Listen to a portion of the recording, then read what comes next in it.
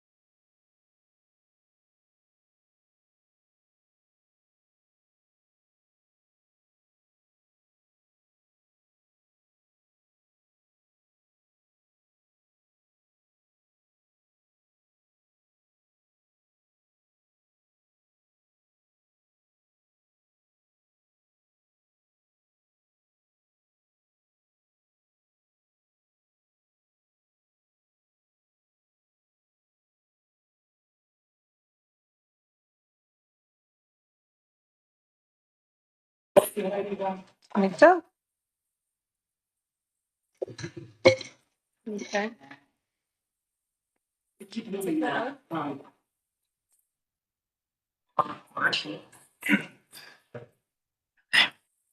All right. Good morning, everyone. My name is Arlisha Wilson. I am the chair of today's meeting. We're going to go ahead and get us started by the reading of the preamble. Madam Secretary. Good morning. My name is Liz Kukla. I'm the Secretary of the Board of Zoning Appeals. I'm going to read the preamble for you this morning, this Monday, July 28th. In compliance with notification requirements of the city's open meeting law and section 101.021 of the codified ordinances of Cleveland, Ohio, 1976, notice of this meeting has been publicly posted. All boards and commissions under the purview of the city planning department conducts its meetings according to Robert's Rules of Order. Actions during the meeting will be taken by voice vote. Abstentions from any vote due to a conflict of interest should be stated for the record prior to the taking of any vote. In order to ensure that everyone participating in the meeting have the opportunity to be heard, We ask that you use the raise hand feature before asking a question or making a comment. The raise hand feature can be found in the participants panel on the desktop and mobile version and activated by clicking the hand icon. Please wait for the chair facilitator to recognize you and be sure to select unmute and announce yourself before you speak. When finished speaking, please lower your hand by clicking on the raise hand icon again and mute your microphone. We will also be utilizing the chat feature to communicate with participants. The chat feature can be activated by clicking the chat button located on the bottom of the WebEx screen. Please note that call-in users can unmute by using *6. All meeting activity is being recorded via the WebEx platform. These proceedings are also being live streamed via YouTube for public view. We have provided a link to the meeting for those who wish to speak on a particular case via our website and email. All requests to speak on a particular matter have been considered. We have also received emails from those who have provided written comment on a particular matter.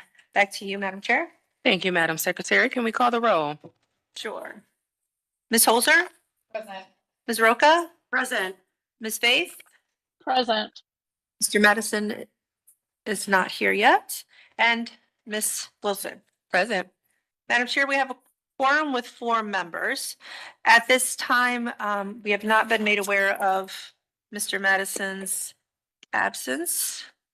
He may be running late, but we should state for the record to the applicants that with 4 members being present, they run the risk of a tied vote. If there is a tied vote, the variance is denied. So at this time, the appellants could request for a postponement to a future date, or they can ask that their case be heard held until Mr. Madison arrives. Okay. Is there any appellant in the room who would prefer to have their case heard by a board of a full 5 members? If so, please speak now and we will hold your case until we have 5 members. All right, hearing none, we'll go ahead and call all of the cases. Are there any postponements or withdrawals? We do have 2 postponements, Madam Chair, this morning. Calendar number 25-120 at 2823 Detroit Avenue. It's a violation notice. Hingetown LLC appealed under the authority of Section 76.6 of the Charter from a violation notice regarding a smoke shop business. The appellant needs more time. I've identified September 22nd as the best time for our office. Okay.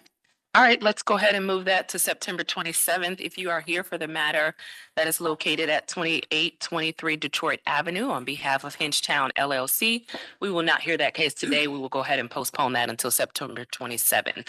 Any other postponements or withdrawals, Madam Secretary? Madam Chair, I do see Mr. Van Swearingen online. Maybe we should ask if he has any objection to that date. I don't have any objections. September 22nd should be perfectly fine to get all the paperwork ready and be able to be handed in. Perfect. Okay. Thank you. So the next case is calendar number 25-125. And this is regarding 3005 Clark Avenue. JAMR Properties LLC proposed to use space as a smoke shop in a general retail business district. City Planning Commission has requested time to meet with the applicants. There may be a community meeting held, but at this time, City Planning would like a postponement. Okay. And do we have a date for like how much time do they need? I wasn't given a specific time, September 8th, just in the interest of keeping this moving for the applicant. September 8th works best for our office at this time. And then the next date would be September 22nd. Okay. So then we'll put it on September 8th. Okay. And we'll go from there. So if there's anyone here for the matter located at 3005 Clark Avenue, just know that we will not hear that case. It will be postponed to September 8th. Any other postponements or withdrawals? That'll do it. Thank you. Okay, perfect. So we'll go back up to the top of the agenda and call the first case. This would be calendar number 25-117. This is at 36670 East 61. Do we have an appellant present for this? Yes, ma'am. Oh, perfect. All right. And if you're in the room here for this case, please come forward to the table. And then I'll turn to Nita to read the case in. Our first case is calendar number 25-117. This is at 3667 East 61st Street. Sold Simple Property Solutions LLC owner proposes to change the use of an existing two-family residence to a three-family residence in a B1 two-family residential district. The owner appeals for relief from the strict application of the Cleveland Codified Ordinances as stated in the agenda and the public record, of which there are 3. And with that, I will hand it over to Ms. Roca for the oath. Thank you, Ms. Holzer. I'm swearing in all who are present for this case. Do you swear or affirm that the testimony you are about to give is the whole truth and nothing but the truth? Please raise your hand, reply with "I do," state your name, spell your name, and give your address. Go I ahead, do. sir. I do. Salvatore Sortino, Salvatore. Last name Sortino, Sortino. And currently I'm living at 40 Ashbourne Drive, Westlake, Ohio, 44145. Thank you very much. Is there anyone else on the call who wishes to speak in this matter? Anyone in the room? No one in the room? All right. Back to you, Madam Chair. All right, thank you for that. Let's go ahead with history of the property, please. Thank you, Madam Chair. There's been no change in the zoning since 1929. There are no variances on file for this address. Our office did find that in 1928, a permit was issued to erect a dwelling addition. And then in our Acela system, in the more recent history, we see that there was a certificate of disclosure issued in 2005 stating that the authorized use of the property is as two-family. And then we see between 2007 and 2000 and I guess it would be 21, we see that there are rental registration issued. I apologize, that would be to 2023. We see rental registrations issued to the property. We see that there were violation notices issued in 2021 regarding condemnation of a garage. Also, there was violations issued for exterior maintenance in 2020. 2021, July of 2021, a permit was issued to demolish the garage. A lead safe certificate was issued to the property in 2023. Then there was another violation notice issued in 2023 regarding interior and exterior maintenance for the upper unit in the property. And then in March of 2024, we see that there's another lead safe certificate issued and that it was at that time identified as 3 units passing. But the certificate of disclosure that was issued in November of that year stated that the authorized use of the property is as two-family. All I think right, that's all that I have that's relevant. Thank you, Madam Chair. okay, can I have legal, please? Madam Chair, members of the board, appellant is requesting a use variance and area variances from the minimum lot area and maximum gross floor area requirements of the zoning code.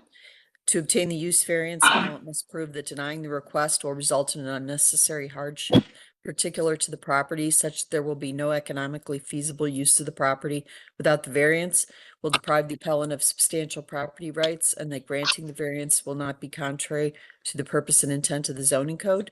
To obtain the area variances, appellant must prove that denying the request will create a practical difficulty not generally shared by other land or buildings in the same district, will deprive the appellant of substantial property rights, and that granting the variances will not be contrary to the purpose and intent of the zoning code.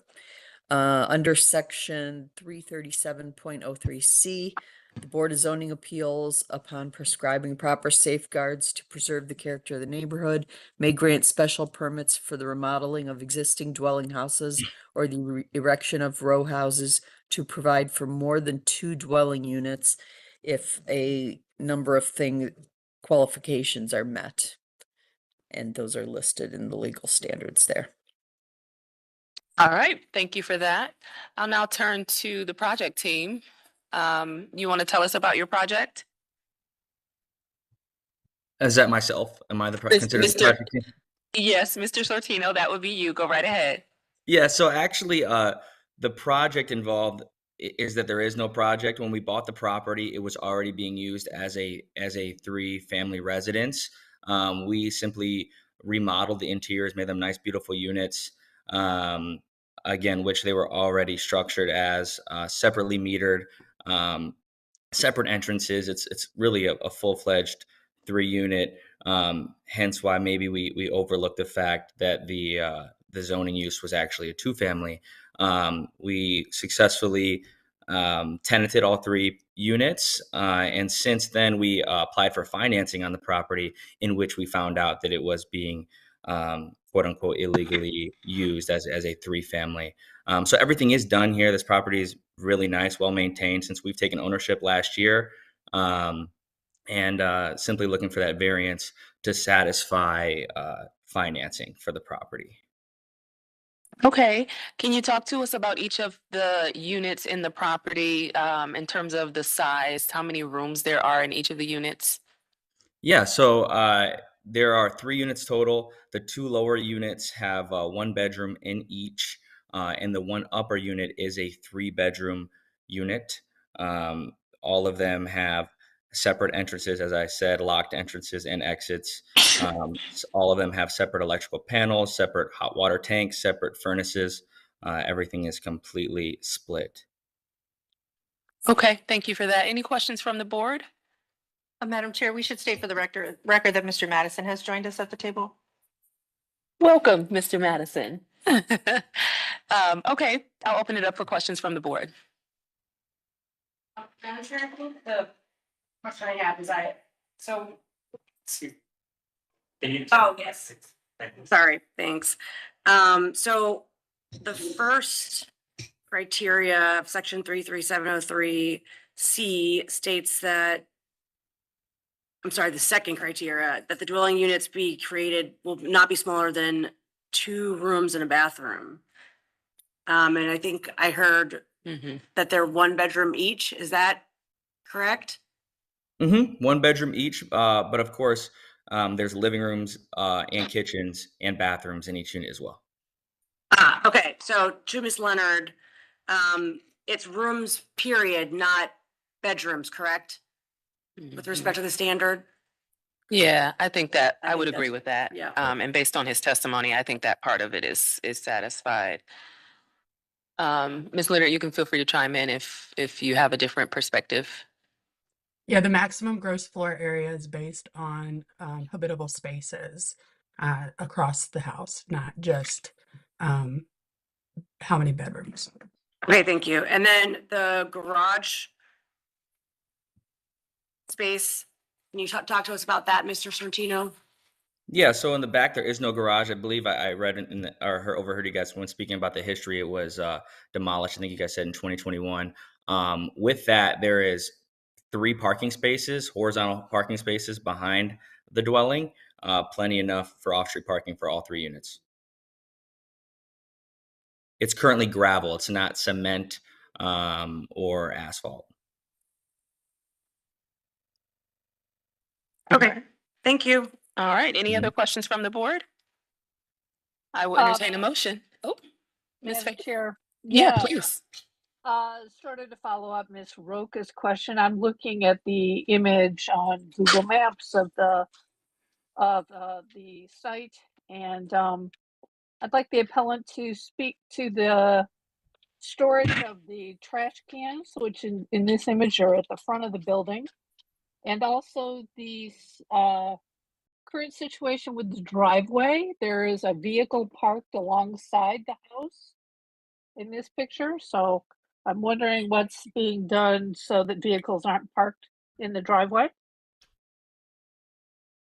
As far as the trash cans, we require that the trash cans be set behind the property and obviously to be put out on trash day. And as far as the driveway, it's 1 driveway and then it cuts to the back where those 3 parking spaces would be. I'm not sure of the current vehicles ownership, I guess, of the current tenant mix.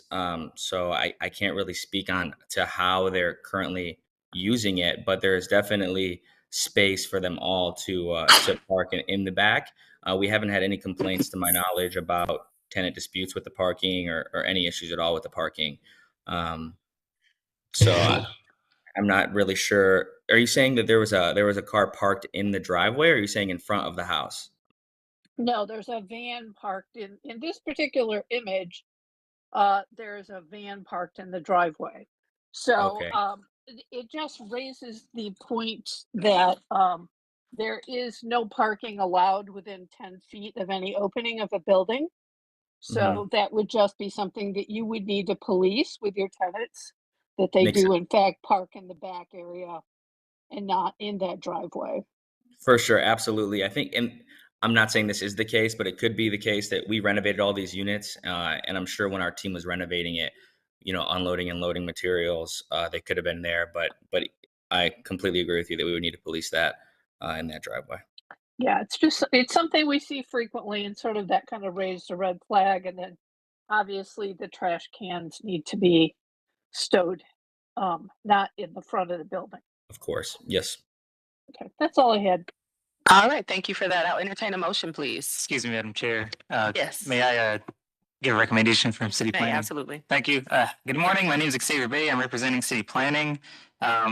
Just wanted to mention a few notes here. We're supportive of density of this nature. It's just changing this home, or actually legalizing it as a 3-family dwelling. There's no exterior alterations that make it seem out of the character of the context of the neighborhood. Also, I wanted to mention that the variance for the minimum lot size would be difficult for the applicant to, fix, because they'd have to acquire more land around the property, which may not be feasible. And so, for those reasons, we recommend approval. I'll also mention, while doing the site visit, I didn't notice any of the cans out in a messy manner. I'll just say, I didn't notice any trash cans in the front, and there weren't any cars in the driveway when I was taking site photos. Thank you. Okay. Thank you for that, Mr. Bay. Madam Chair, before the vote, just a question. That's okay? Please, go right ahead. So thank you. Through you, I know Xavier mentioned the practical difficulty, regarding the minimum lot size, but if the variance is not approved, can you speak to the hardship that might occur if the request is denied today? Yeah. So if the request is not approved, unfortunately, first we have all 3 units tenanted, so there's families in these units. With that, what's the word I'm looking for? With that, the verdict, I guess, we would have to, unfortunately, move a tenant or give them notice that obviously the place is being illegally used. So not just for me, it'll affect the tenants, but as far as us as a business goes, we're constantly reinvesting in Cleveland, improving properties every quarter. And obviously, if we're not unable to obtain financing, that will put a large hinder in our business and being able to continue to reinvest in the city. Thank you. All right, I will entertain a motion. Madam Chair, given the testimony we've heard today and the answers to our questions, I would move approval of calendar number 25-117. All right, thank you for that. Do we have a second? Board Member Roca, I second. All right, can we call the vote? Ms. Holzer? Yes. Mr. Madison? Yes. Ms. Roca? Yes. Ms. Faith? Yeah, Ms. Wolf? Yes. Calendar number 25-117 is granted. It'll be ratified next Monday, and we will send the appellants a letter. All right. Excuse me, Thank you. Chairwoman Wilson. Welcome. I did want to acknowledge that Councilman Harsh is in the audience. I if literally you saw wouldn't him mind, when he stood up, and I hearing thought his his case. case was first, and I was like, oops. So I will call your case next. That will be calendar number 25-119. This is at 3814 Germain Avenue. And I'm like, why is he not coming forward? And obviously it wasn't your case. Oh, good. Okay, perfect. All right, so we're gonna call that case next. Do we have someone here on behalf of Delenis Diaz Matos? Hope I didn't butcher that. Okay, yes, all right, come on forward. Come forward to the table. Yep, and while you do that, I'll have Ms. Holzer read in the case. Our next case is calendar number 25-119. This is at 3814 Germain Avenue. Dennis Diaz Matos, owner, proposes to use an existing three-story frame single-family residence as a type A home daycare in an A2 one-family residential district. The owner appeals for relief from the strict application of the Cleveland Codified Ordinances as stated in the agenda and the public record, of which there is one. And with that, Madam Chair, I'll hand it over to Ms. Roca for the oath. Thank you, Ms. Holzer. I'm swearing in all who are present for this case. Do you swear or affirm that the testimony you are about to give is the whole truth and nothing but the truth? Please raise your hand, reply with I do, state your name, spell your name, and give your address. I'll start with you, ma'am. Your mic, please. Turn on the mics. Hello, my name is Digna Matos. I swear I do. Okay, and then go ahead and spell your name, please, first and foremost. My name is, my first name is Digna, is spelled Digna, and my last name is Matos, is spelled Matos. Okay, thank you very much. And you, ma'am? Hi, my name is Dia Dilenis, Dilennys. D-I-L-E. I'm sorry, go ahead. D-I-L-E. D-I-L-E. Lennys. Okay. Diaz, D-I-A-Z. And then, do you swear? The what? Do you swear to tell the truth? Oh, yes, I'm sorry. Great, thank you. Go ahead. Yeah, Chris Harsh, KRISHARSH, Cleveland City Council, 601 Lakeside. I do swear to tell the truth. One more, Vic, here behind me. Mary Zajac, Mary, M-A-R-Y, Zajac, Z-A-J-A-C. I do swear to tell the truth. And my address, Yes, please. 3810 Germain Avenue, Cleveland, Ohio, 44109. Thank you very much. And I think I saw someone raise their hand on the call. We'll go ahead to you, Mr. I can't see Connor. All right. Yes, I'm Connor Brentar, C-O-N-N-O-R-B-R-E-N-T-A-R. I'm with Old Brooklyn CDC, and I do. Thank you. Is there anyone else on the call? Anyone else in the room? Back to you, Madam Chair. Thank you for that. Thank you, Madam Chair. There's been no change in the zoning since 1929. There are no variances on file for this address. In our Records Administration Office, we found that in 1953, a permit was issued to erect a single-family brick veneer dwelling and garage. And then in the more recent history, Madam Chair, we see that there was a certificate of disclosure issued in 2016 stating that the authorized use of the property is a single family. At 2019, a permit was issued to erect a garage or make alterations to a garage. 2020, a permit was issued to erect 156 feet of vinyl fencing. We do see that in April of 2022, a type A daycare was applied for. At least that's what the status or that's what the details mentioned. But it said that the landmarks review is in progress. Not sure if that's correct or not. And then, Madam Chair, I believe that's all that I have. That's relevant. Thank you. Thank you for that. Legal, please. Madam Chair, members of the board, appellant is requesting a use variance and an area variance from the minimum distance requirements of the zoning code. To obtain the use variance, appellant must prove that denying the request will result in an unnecessary hardship particular to the property, such that there will be no economically feasible use of the property without the variance, will deprive the appellant of substantial property rights, and that granting the variance will not be contrary to the purpose and intent of the zoning code.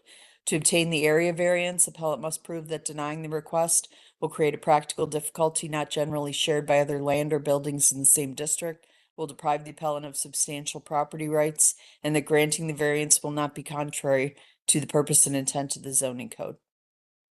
All right, thank you for that. I'll now turn to you two. Who wants to speak first? You can speak first. Okay, She's the just owner. state your name for the court reporter and go right ahead with your comments. Okay, my name is Dilennys Diamada. I have been working as a family child care since 2020, licensed by the state. And we've been working with many parents at the Cleveland, city of Cleveland and a few areas. And we have been doing a great programs. The reason that we're doing this is because we has getting a lot of families with a lot of necessity. And also we have a lot of programs with us. We have the supporter starting point. We have step to quality. We have like resources. We do training. It's not only like watching the children at home. We have programs. We have like an early school, pre-K, because we had the CDA classes and also a lot of other trainings about food, about lesson plannings. We have been doing a great, the way that we see that is like we are in progress to go to the next level. So we're running 6 children at one time now, but we do 12 children a day, and we're trying to have the control between neighbors and parking and families. They understand the way that we do. So, Jenny, I don't know if you wanna do, because we have the PowerPoint. I think it's a little bit more. Yeah, it's completely I like don't know, I send it what to we are them. doing, like every day with in the program. It's not like we need. Wait, Mhm. I want to make sure that only one person is talking at a Okay, time okay. because the court reporter Right. is taking down everything that you said. Oh, okay. I'm a just little one bit person. nervous because it's No, the first it's time okay. that I'm doing and It's I okay. have been trying to do this before, but I stopped. And I say, wait, I need to be more strong on what I'm doing and make sure that everything is running correctly with families and children, and then I can go to the next level. But the reason that I'm doing this is because we're already doing it. It's just flexibility with parents' schedule.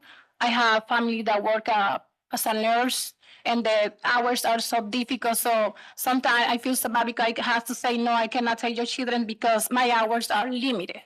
So, and then I love what I'm doing because we supporting parents. Right now we have an example. One of the families is a mom with 3 children, and I couldn't take her on the hour that she need to be able to go to her job.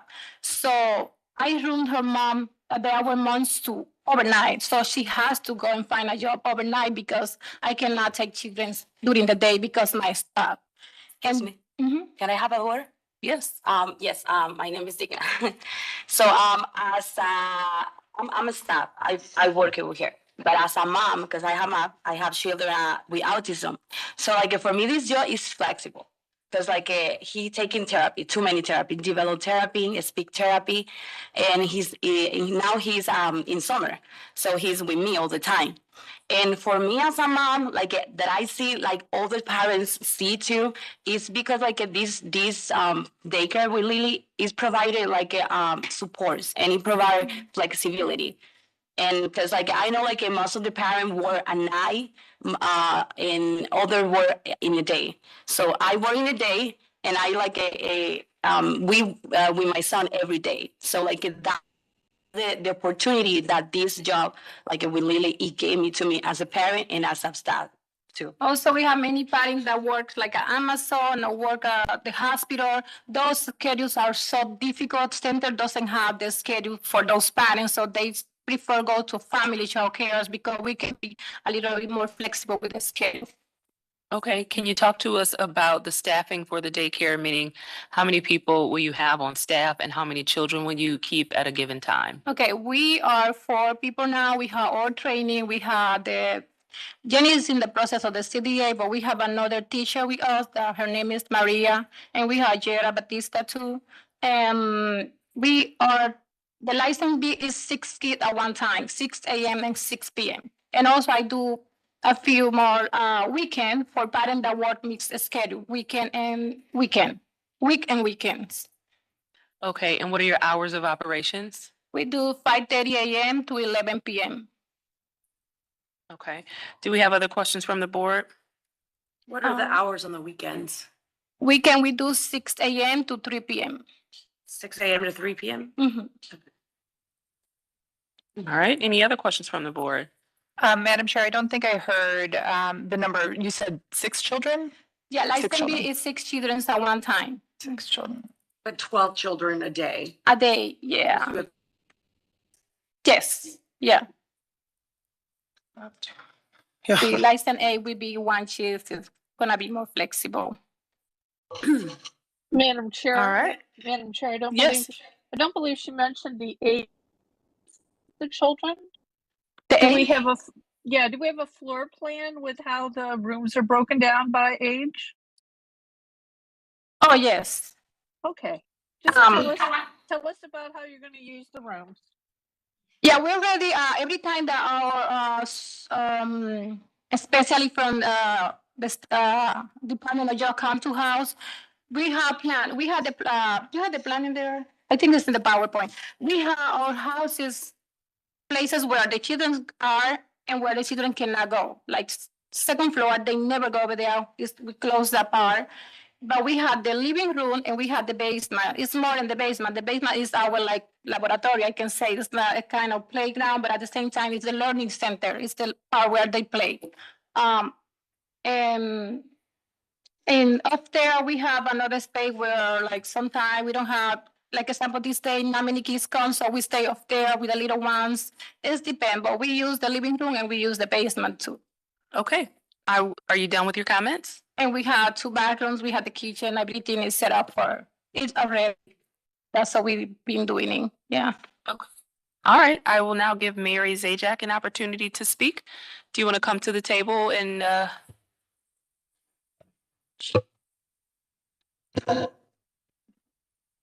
would say yes.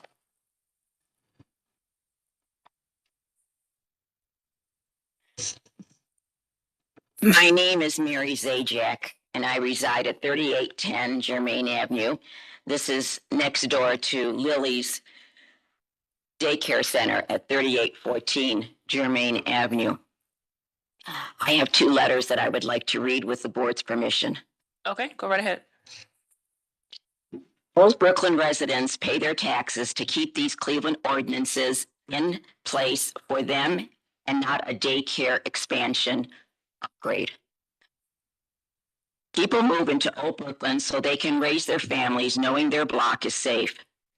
They attend nearby schools, various denominational churches, and patronize shopping places. Cleveland ordinances are all about keeping the residents safe. Lily's Daycare Center is a business, a thriving business. The incoming traffic parking in front of her house or my house leads to a bottleneck on Germain Avenue.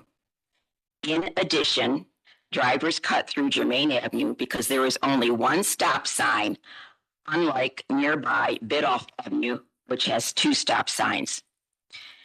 An increased number of drivers use Germain Avenue as a shortcut to hop on I-480.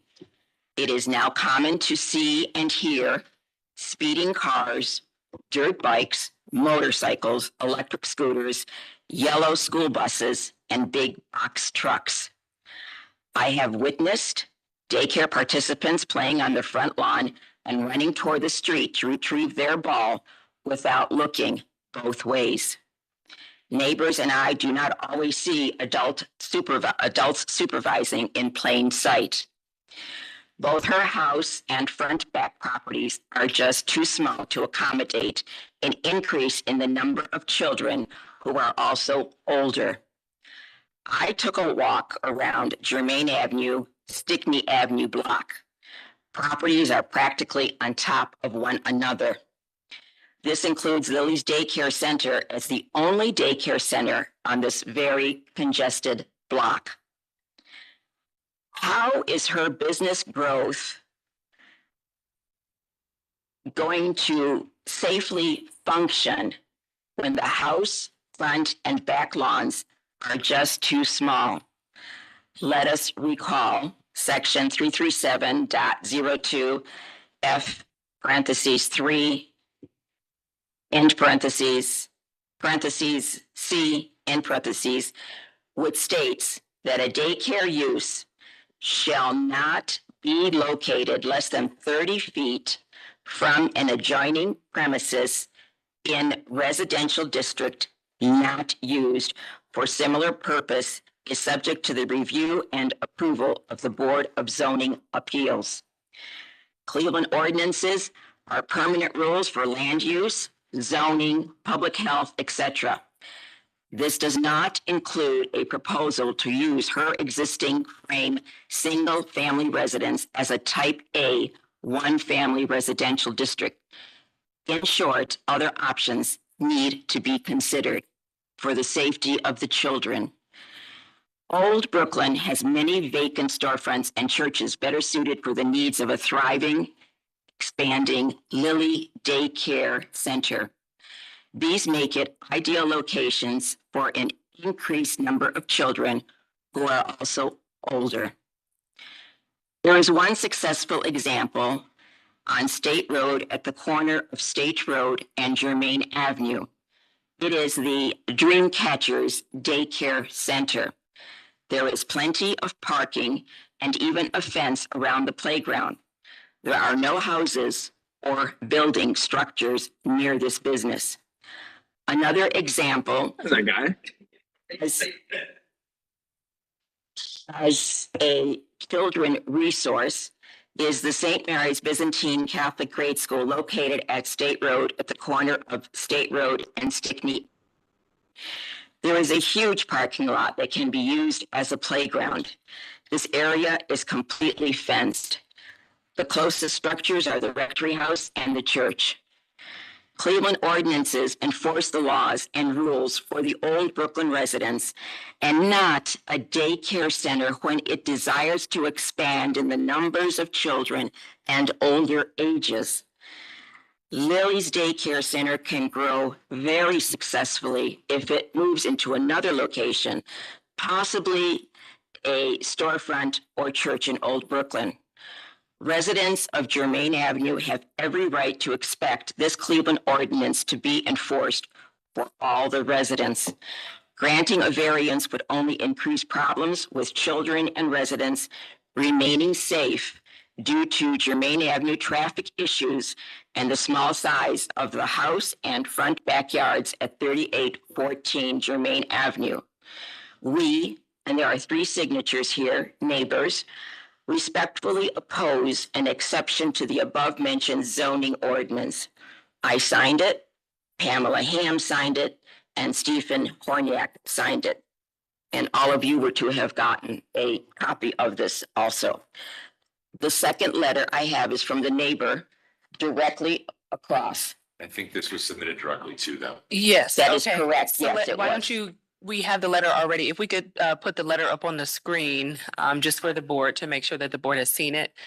And then I'll give, do you have any further comments outside of what's in your letters?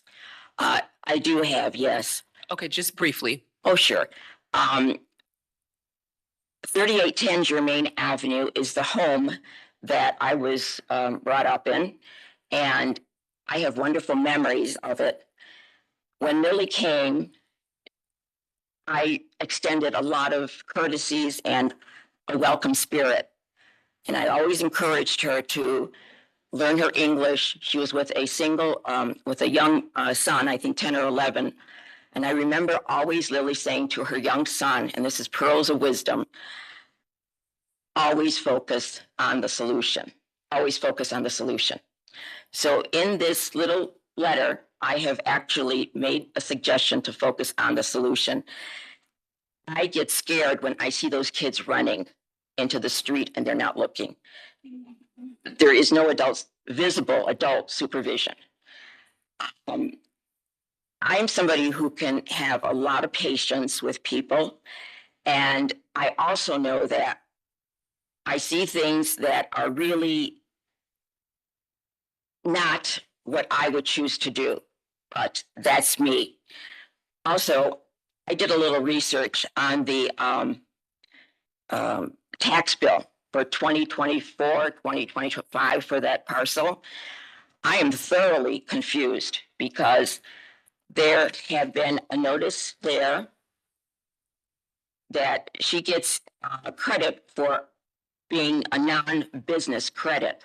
Now, she's claiming that this is a business, a daycare business, but it's $128.28. There's also an So I owner wanna just occupancy credit. I want to just stop you there because we're not here to address the issues regarding the tax. What I do hear loud and clear is that you are opposed to the use of the daycare. You're concerned with the safety of the children who are frequenting the daycare and that you would rather not see this use. So I'll stop you there so that we don't get into issues with tax because that's not in our purview. Thank you. Okay, thank you. All right. And Madam Chair, I didn't see the letter from Dennis Day. Dennis Day come up, but if you'd like me to just Briefly summarize read it in. Yep, please. He's also writing to express concerns about additional negative impacts that the proposal may have on the neighborhood. Your mic's not on. So,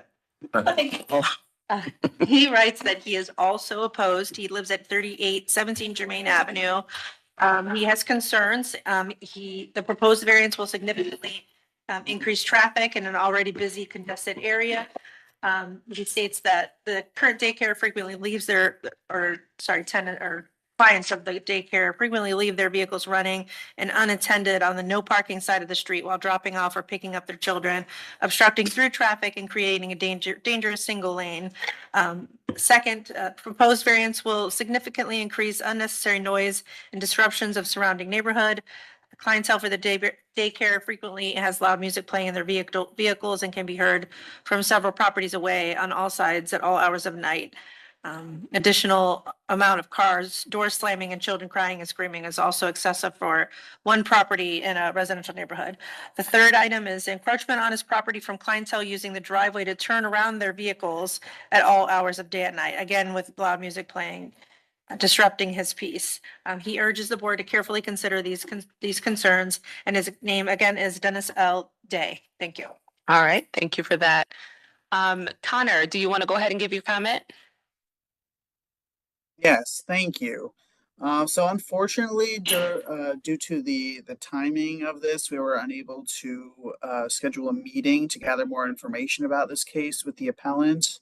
But wanted to note that, should there ever be any future interactions with this case and the board, we would definitely want to and be very happy to, gather more information with the appellant in the future. All right, thank you for that. I'll now turn to you, Councilman, if you want to chime in. Thank you, Madam Chair. I think at the heart of what we have before us today is a conflict of success.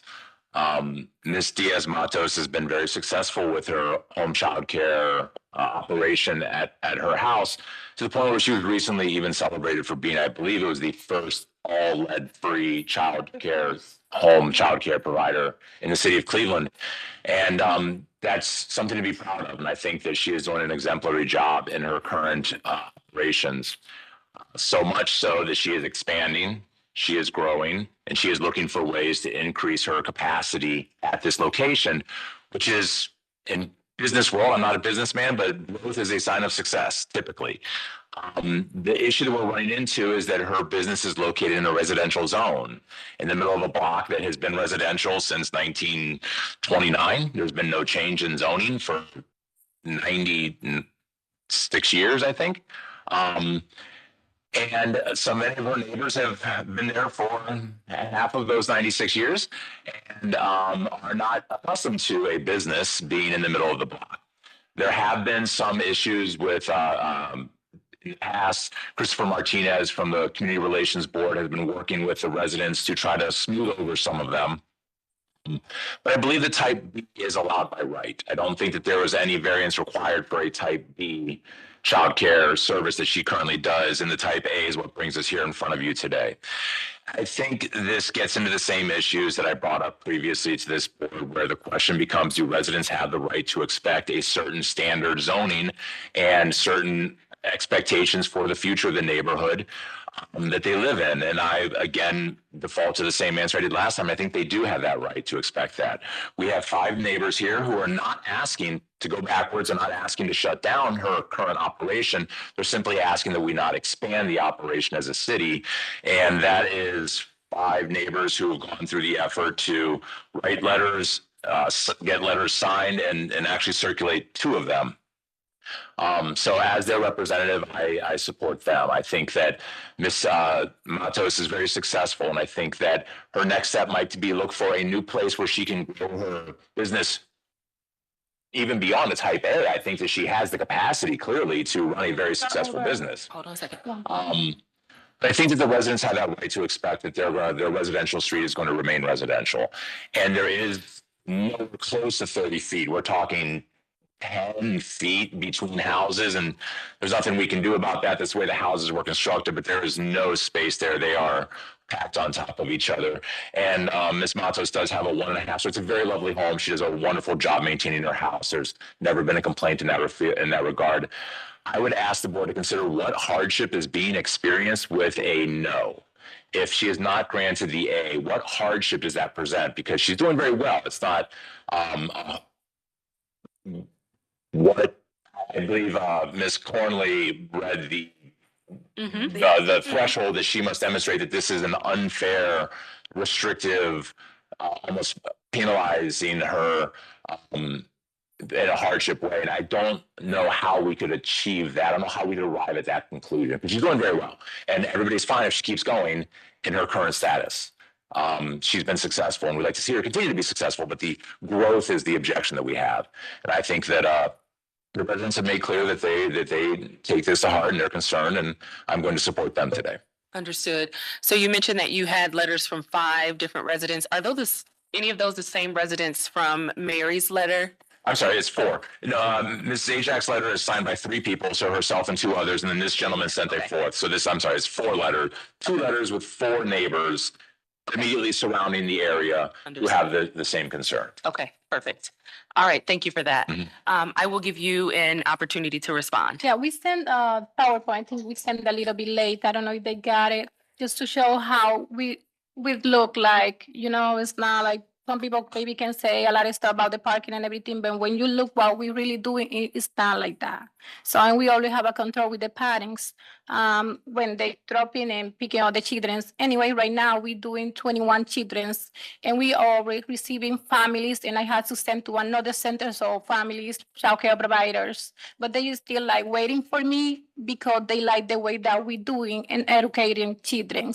So that's why I'm trying to see if we can get a little bit more flexibility with the schedule. We already have over 12 children. We have 21 children right now. Okay. Yeah. And if you do not receive the variance today, can you describe what hardship you would face? If I don't receive, we're still doing the same thing. But what's the question? Like, if you're not granted the variance today that you're requesting, what hardship would you face? What would be your difficulty? What problems would you foresee if you don't get the variance? no problems. We just stay like, telling the parents I cannot, I'm sorry, and just sending parents to another places.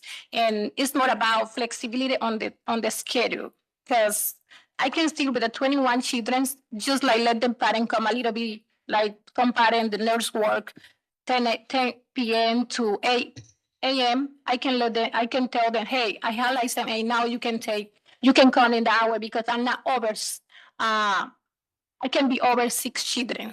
I can still doing the same thing. It's not gonna be like, it's gonna be the same. It's just flexibility on between schedule. Okay, understood. Mr. Bay, do you have comments on this one? Good morning. My name is Xavier Bay. After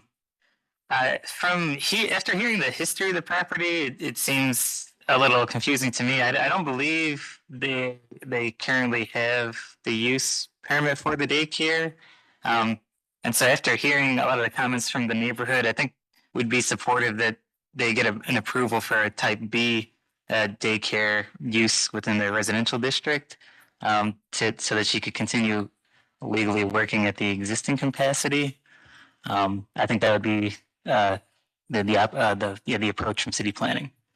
So is it your perspective that she doesn't currently have the authority to operate as she is right now? I believe Ms. Kukla would mind rereading the history. I think the permits that she has submitted were never actually ruled or completed.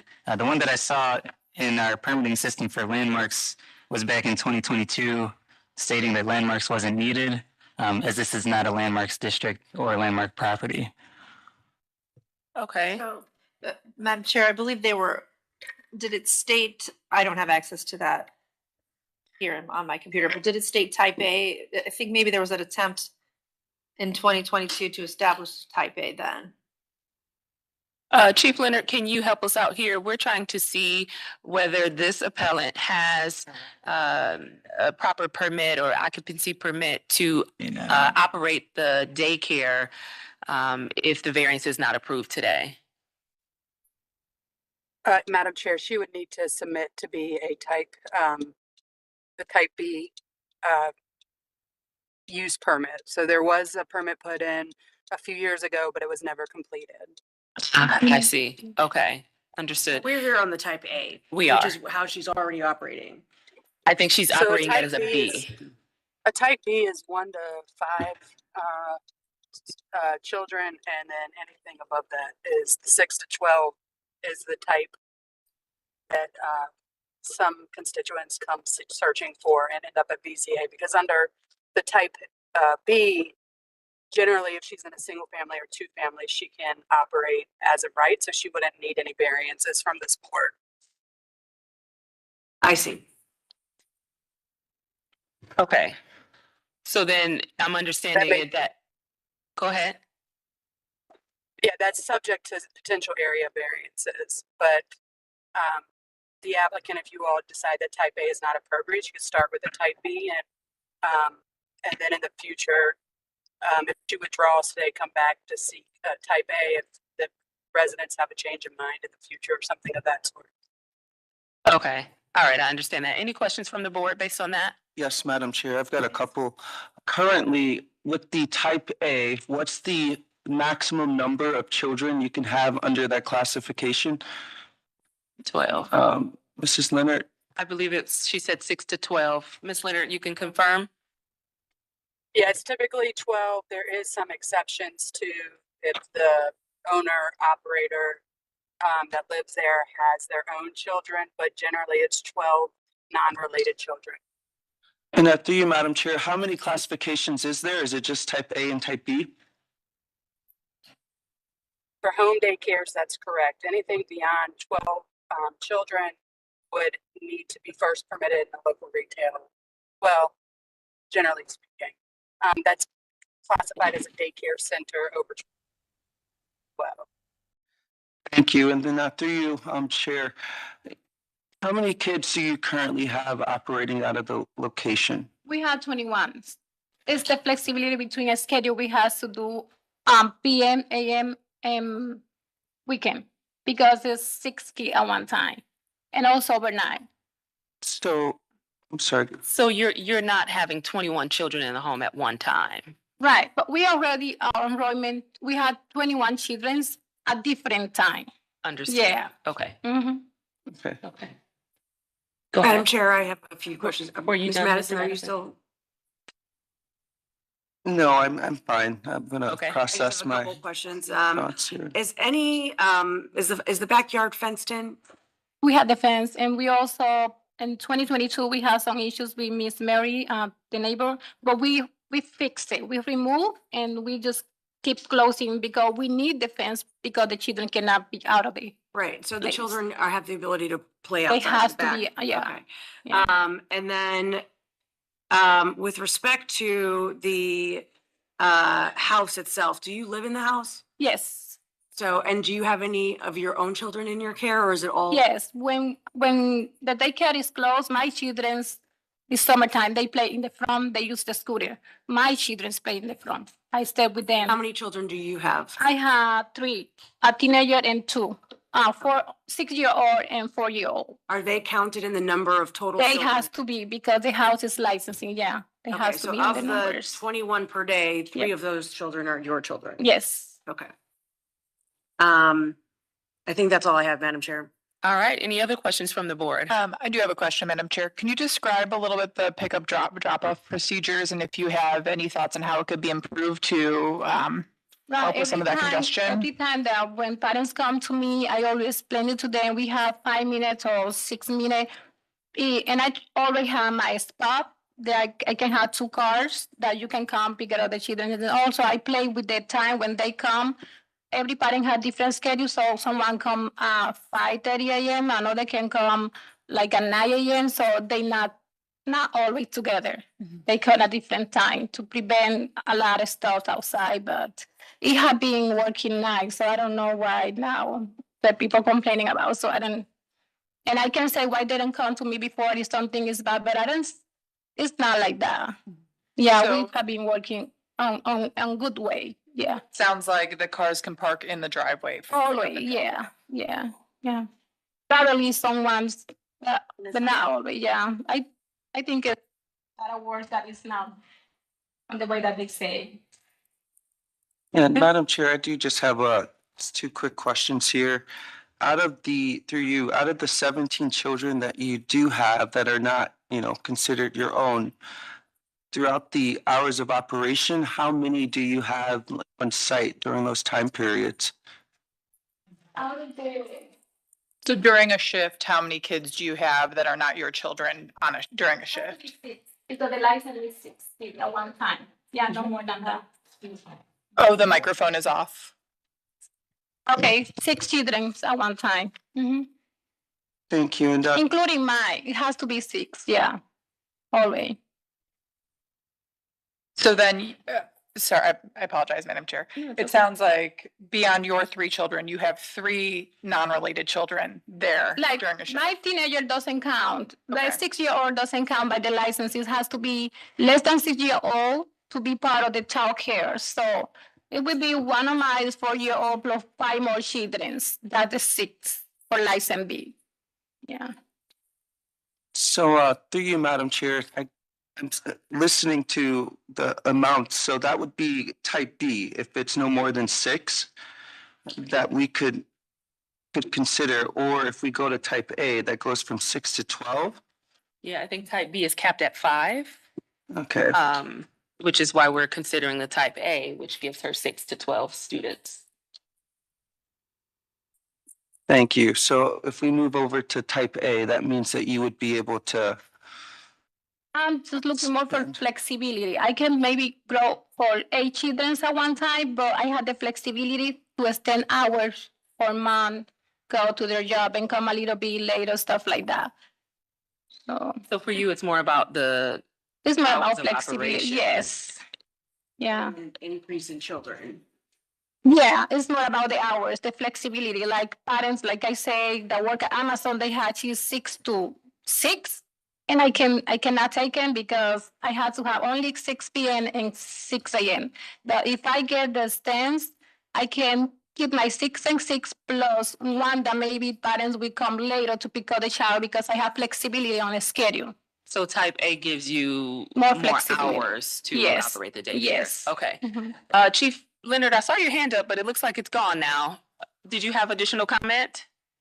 Yeah, I was just gonna say that you can condition the variance on either hours of operation or you can cap the occupancy. So if it's never more than 6, you could cap that as a condition that would go on her occupancy permit. Okay, that's good to know. Any other questions from the board?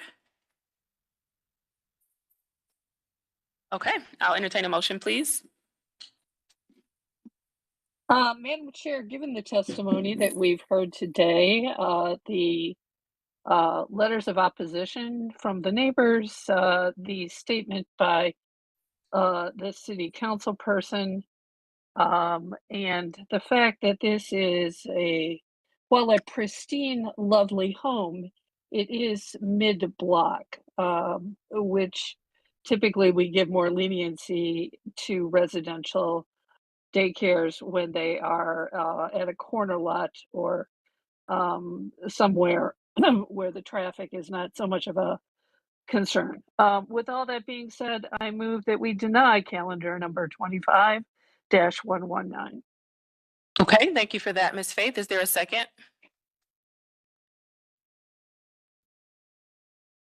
Board Member Roca, I second. All right, can we call the vote? Mr. Madison, yes. Ms. Holzer, No. Ms. Roca, Yes. Ms. Faith, Yes. Ms. Wilson. No. I hear 3 yeses for the denial. So calendar number 25-118 is denied. This decision will be ratified next Monday. We will send the appellant a letter. Thank you. Okay, thank you. That concludes your matter. Good luck to you. Thank you for being here, Councilman. We'll now call the next case. That is calendar number 25-118. This is at 158 Montrose Avenue. Do we have someone here for this case? Okay, while you come forward, we'll go ahead and read in the case. Ms. Hoser? Our next case is calendar number 25-118. This is at 15800 Montrose Avenue. Hoban Edward, Bishop of Cleveland, owner, and St. Mark Catholic Church campus proposed to install 4 monument signs in an A1 one-family residential district. The owner appeals freely from the strict application of the Cleveland Codified Ordinances as stated in the agenda and the public record, of which there are 2. And with that, I will hand it back to Ms. Roca for the oath. Thank you, Ms. Holzer. I'm swearing in all who are present for this case. Do you swear or affirm to tell the truth and nothing but the truth? Please raise your hand, state I do, state your name, spell your name, and give your address. I do. Mark Balin. Mark? Balin, M-A-R-K. Last name spelled B as in boy, A-I-L-I-N. Address is 4516 Renaissance Parkway. Thank you. Ma'am? Thank you. My name is Teresa, T-E-R-E-S-A. Last name is P like Paul, U-R-E-N-C-I-U hyphen W-I-N-A-N-S. I got lost. W-I-N. W-I-N-A-N-S. It's Perenci Winans. Oh, okay. Sounds Your easier address, than it's 3191 West 162nd, and that's Cleveland 4411. Okay, thank you. Thank you. And is there anyone on the call today for this case? Anyone else in the room? Back to you, Madam Chair. All right, thank you for that. Let's go to history of the property, please. Thank you, Madam Chair. There's been no change in the zoning since 1929. We didn't find any variances on file for this address. We found very little in our records administration office for this particular address regarding the school. We did see that in 1960, a permit was issued for 4 smoke screens for sealing off stairs for the school on site. Then in the Acela system, we see that there were interior alterations regarding HVAC, electrical and plumbing beginning back in 1989. 2009, there was a permit issued to erect a picnic shelter and an ADA ramp. 2017, a permit was issued for waterproofing for the school. In 2014, again, we see HVAC and refrigeration and electrical permits. I think that's all that I have that's relevant. Thank you. All right, thank you. Can we have legal, please? Madam Chair, members of the board, appellant is requesting area variances from the maximum allowable area and minimum distance requirements of the zoning code. To obtain the area variances, appellant must prove that denying the request will create a practical difficulty not generally shared by other land or buildings in the same district, will deprive the appellant of substantial property rights, and that granting the variances will not be contrary to the purpose and intent of the zoning code. All right, thank you for that. I will now turn to you. Who wants to speak first? All right, just state your name and go right ahead with your comments. Again, Mark Balin. I'm going to start with the locations. The locations have been chosen based on optimizing visibility of those driving. This includes the parish office, church, school, and preschool signs. By putting them in the positions they are, it's going to limit the blockage by neighboring buildings. The church sign was positioned to give optimal, optimally positioned given the trees, building location, and what we consider aesthetic presence. The school sign was set back as visibility is decent. Closer to the property line would actually place the sign in a play area. The parish sign was set based on the building or the house to the left of it. And the preschool sign was set in position to optimize visibility. Those driving on on Fisher, 157 and Montrose.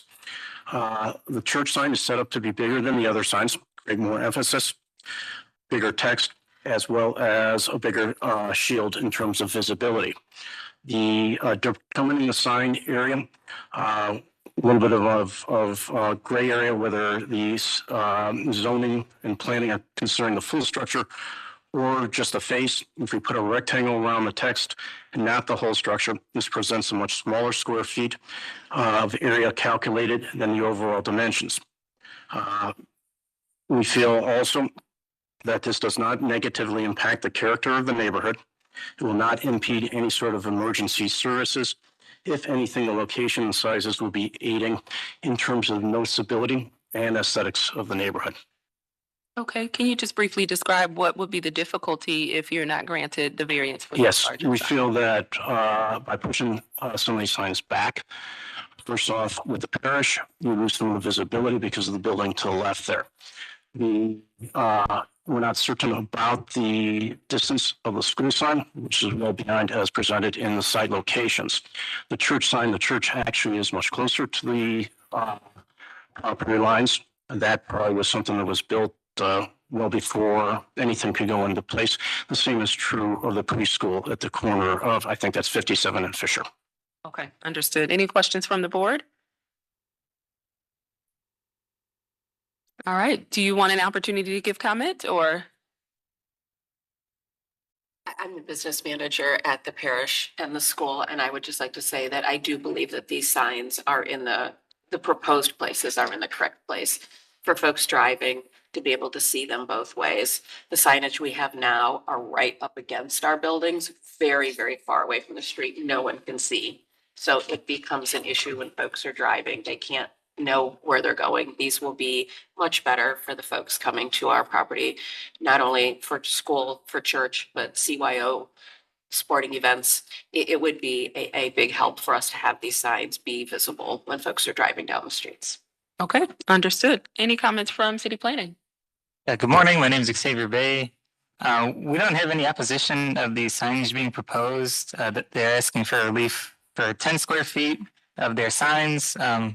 And the distance from the lot lines doesn't impede any type of sightline views that may be needed to restrict like vehicular and pedestrian conflicts. So we don't see any issues with that. And they have a rather large campus, as you saw in one of the aerial views. So it's understandable for the signage that they're proposing.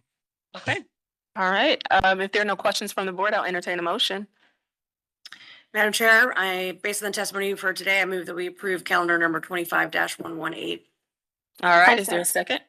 I second. Thank you, Ms. Faith. Can we call the vote? Mr. Madison, Yes. Ms. Holzer, Yes. Ms. Faith? Ms. Faith? Ms. Sorry, I Roca? couldn't get my button back on. Thank you. Yes. Ms. Roca? Yes. And Ms. Wilson. Yes. Calendar number 25-11. Sorry, which one am I on? there? 8. 8, thank you, is granted. It'll be ratified next Monday. We'll send you a letter. You can contact us on Wednesday for further instruction. All right, good luck with your project. Absolutely. All right, we're going to call the next and final case of the day. This is calendar number 25-124. Do we have an appellant present on behalf of 936 East 146th Street? Yes, okay, perfect. We'll go ahead and read the case in while you come forward. All right, our next case is calendar number 25-124. This is at 939 East 146th Street. 936 East 146th LLC. Owner proposes to establish use as a residential facility for 5 occupants in a D12 family residential district. The owner appeals for relief from the strict application of the Cleveland Codified Ordinances as stated in the agenda and the public record, of which there is one. And with that, I will hand it back to Ms. Roca for the oath.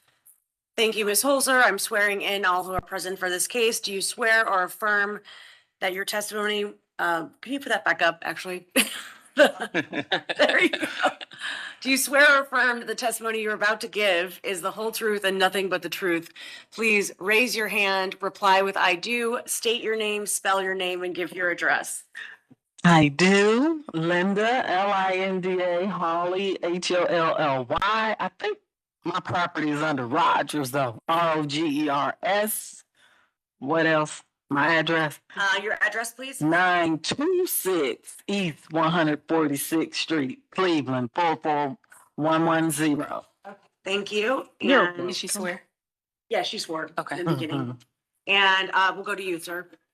My name is Richard Johnson. And this is my fiance, and she filed a petition to find out what's going on with this property. All right, do you swear to tell the truth? Yes. And what's your address? My address, 5311 Magnet Avenue, Cleveland, Ohio, 44127. Okay, thank you. And ma'am, we'll go with you. Raise your right hand. Do you swear to tell the truth? State your name, spell your name, and give your address. Eva Clardy, 957 East 146th Street. And can I have you spell your name, please? EVA EVA and your last name? CLARDY. ARDY. And then do you swear to tell the truth? Do you swear to tell the truth? Yes. Okay, thank you. Is there anyone on the call? I see somebody with their Yes. hand. Go ahead.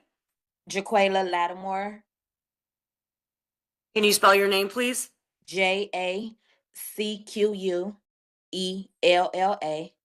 Last name Lattimore, LATTIMORE. And could you please give your address? 939, my current or the one that my address, my personal address? Whichever address you would need to put on the record, yes. Okay, 19606 Pawnee Avenue, it's Cleveland, Ohio, 44119. Thank you. And do you swear to tell the truth? Yes. Thank you. Is there anyone else on the call who wishes to speak in this matter? I'm not seeing anybody's hand raised, and there's nobody else in the room. So back to you, Madam Chair. All right, thank you for that. We'll go to history of the property, please. Thank you, Madam Chair. There's been no change in the zoning since 1929. In our Records Administration Office, we found that a permit was issued to apply aluminum siding in 1978 to the property. There are no variances on file. Then in the more recent history in our cell system, we found that there was a violation notice issued in 2006 for fire repair. But then in 2010, we see a permit was issued for waterproofing. And there was a certificate of disclosure issued in 2025 stating that the authorized use of the property is a single family. And I think that's all that I have that's relevant. Thank you. All right, thank you for that. Can we have legal, please? Madam Chair, members of the board, appellant is requesting a use variance and an area variance from the minimum distance requirements of the zoning code. To obtain the use variance, appellant must prove that denying the request will result in unnecessary hardship particular to the property, such that there will be no economically feasible use of the property without the variance, will deprive the appellant of substantial property rights, and that granting the variance will not be contrary to the purpose and intent of the zoning code. To obtain the area variance, appellant must prove that denying the request will create a practical difficulty not generally shared by other land or buildings in the same district, will deprive the appellant of substantial property rights, and that granting the variance will not be contrary to the purpose and intent of the zoning code. All right, thank you for that. I'll turn to you. You want to tell us about your project? I don't have a project. I just received this letter in the mail, and when I called Councilman Harrison's office, I thought you were here on behalf of 936 East 146th Street LLC. that's what this letter's telling me. Jaquela, are you Yes. here on behalf of 936 East 146th Street LLC? Yes, ma'am. Okay, so this is your project. Yes. Okay, go ahead and tell us about your project. So Sorry about that. So it's a group home that will be dedicated to youth from ages 12 to 19. According to the state, I have to keep them until 19 if they're continue in high school. So the group home is from ages 12 to 19 with children that are in custody of Cuyahoga County Children Family Services. And what we will offer is trauma-informed care, which I am a LMSW. I have been working in the community for over 20 years. I worked for Children Family Services for 6, and I am currently a director at a family shelter. So I have seen the need for this type of group home within the community versus the kids being in the foster care where their levels are like 4 and 6 because of the behavior issues. It does not always go well, and they will have to go further away from their family in order to thrive and maybe some of them don't thrive. But what I have noticed that in the community, if you keep a kid in the community setting, they thrive better. So what my home would do will introduce them to trauma-informed care therapy, group therapy, and individual therapy. We would teach the daily living skills, which is the laundry, the hygiene, cooking, the home care, and the grooming. We will also offer, I have a licensed cosmetologist group that's been in service and been working in the community for over 30 years. She will license any female that is interested in cosmetology. So what they would do is get them a certification that will teach them how to work in a business environment, teach them financial literacy, and we also will have the and educational and employment services as well. All right. And what will your hours of operations be? According to state guidelines, I have to have a 24-hour phone. Like if we have a emergency call, I would have to take that child. I have to have at least one bed open for an emergency call from Children Family Services. And what's your staffing look like? It's around the clock. It's around the clock staffing. So it is, because it will only be 5 children. It will be 2 staff per hours. When you say per hours, what do you mean by that? I'm sorry, per shift. So it'd be a first shift and a second shift, but I'm going to be hands-on. So I'll be there through the day up until like 10 o'clock. Well, up until 10, and then my second shift will come, my later shift will come in, and they will be there from 10, and I get there back at 7. Okay. Any other questions from the board? Yes, Madam Chair, I have a few. Do you reside at this property as well, or will it be used solely as a group home? It will be used solely as a group home.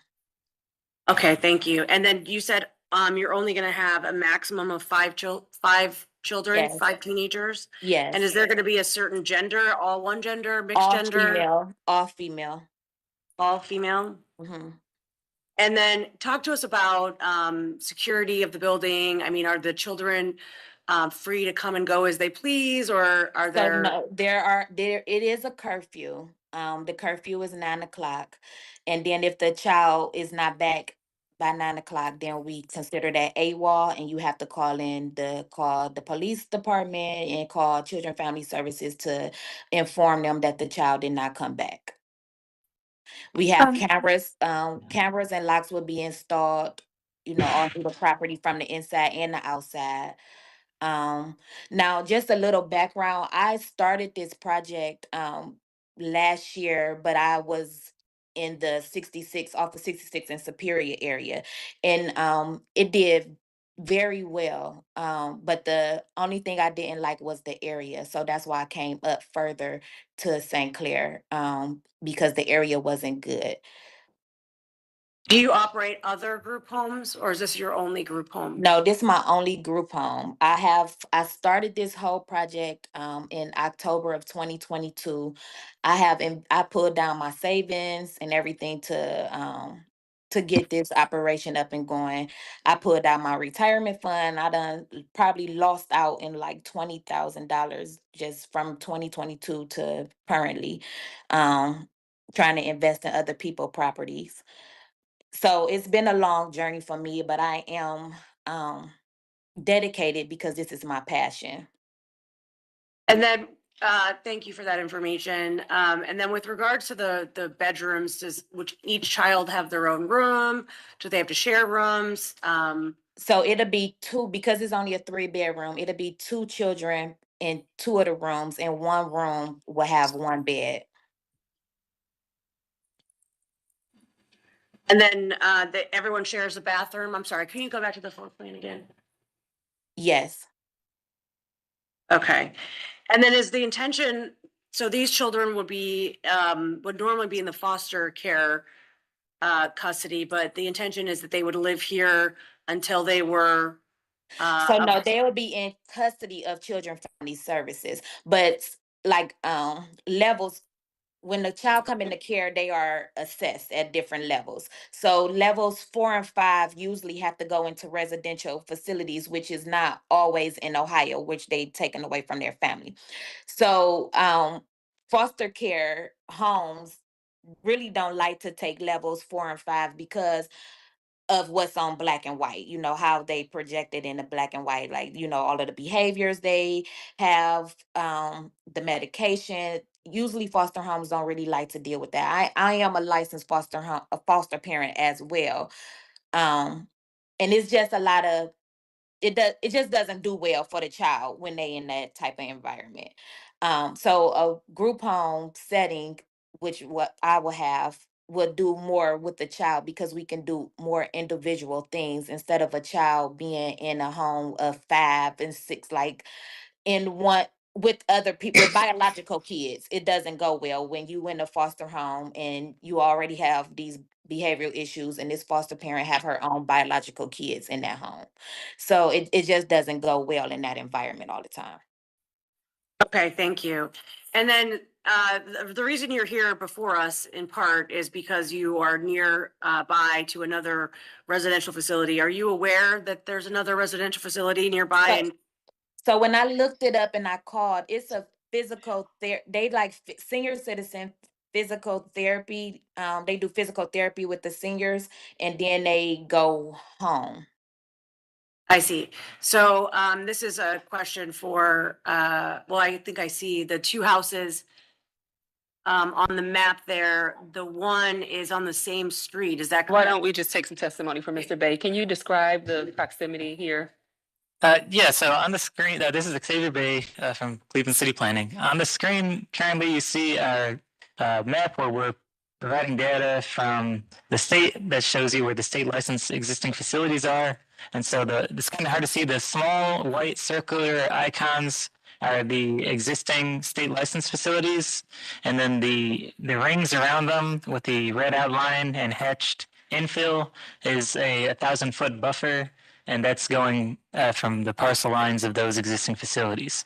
And so you can see, just down the street from two existing facilities, and then just on the edge of the 1,000-foot buffer of two additional facilities south of St. Clair.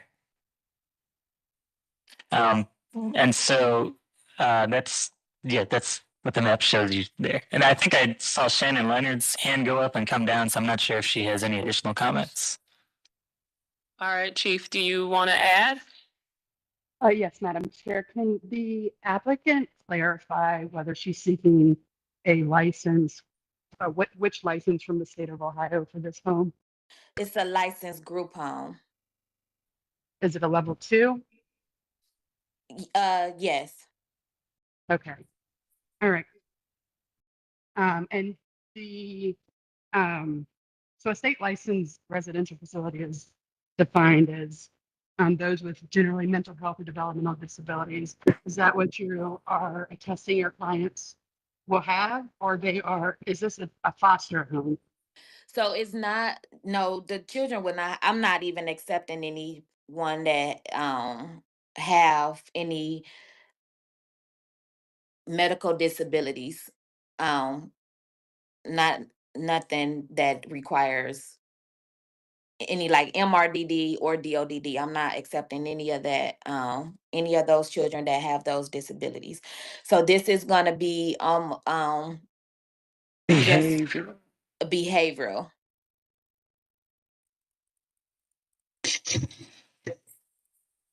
The reason why I was asking is because if it was just a standard foster home, we would need to re-adjudicate. But it sounds like she's going for this last level 2 residential facility license, so it will be a group home.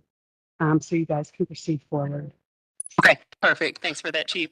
Mr. Bay, I want to make sure you've given all of your comments. Did you want to give a recommendation or no? Yes, so this is Xavier Bay again, representing city planning.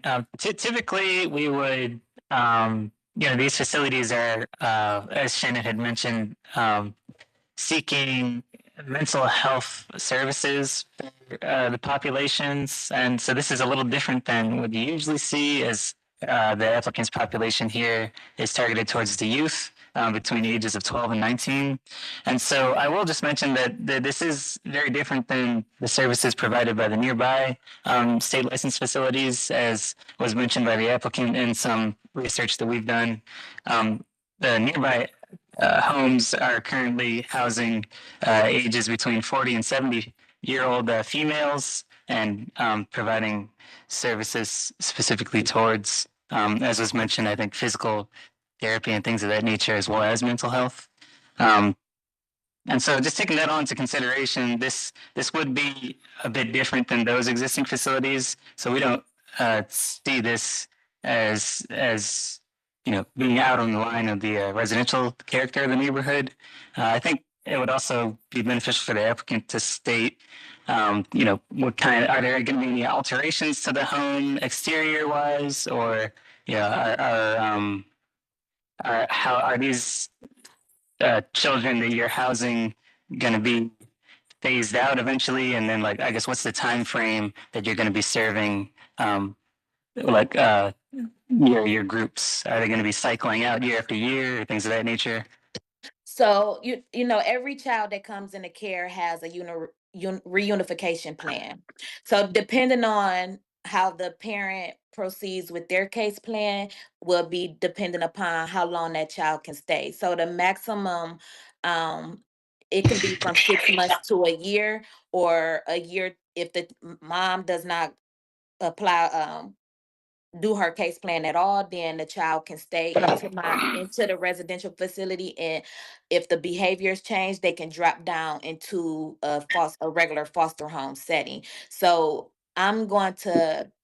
but the child can stay in the group home until they're 19, or until they're 18. But if they are still in high school, the state requirements is that they stay in the group home until they're 19, which they transition to the Bridges program. Thank you for that additional commentary. We don't have any opposition on the proposal. Thank you. Okay, thank you for I that, don't think Mr. we Bay. heard the answer to your first question on alterations to the house. Oh, no alterations to the house was done. It was just rehab.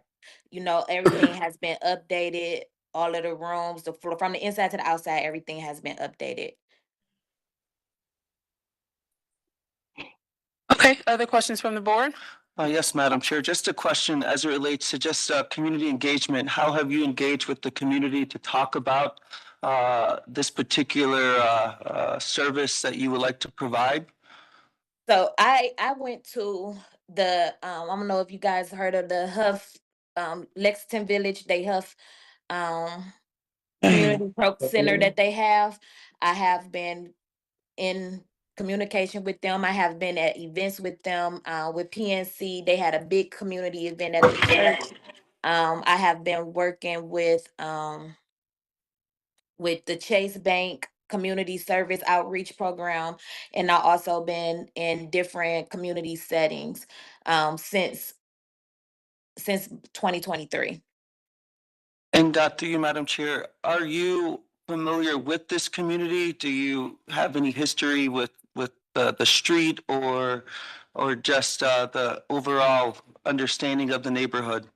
So I graduated from Collinwood High School, and so I've been in that area for maybe about 15, 16 years. Well, my daughter 20, so about 20 years. Thank you. Those are my questions. All right, any other questions from the board? Madam Chair, I did have a question. The appellants mentioned a couple of times that the youth that may be housed in this home may have behavioral problems. And I'm just wondering if she could give us a better understanding of what that might be, and if any of the children, particularly the older teens, if any of them have been involved negatively, have any law enforcement record or anything like that?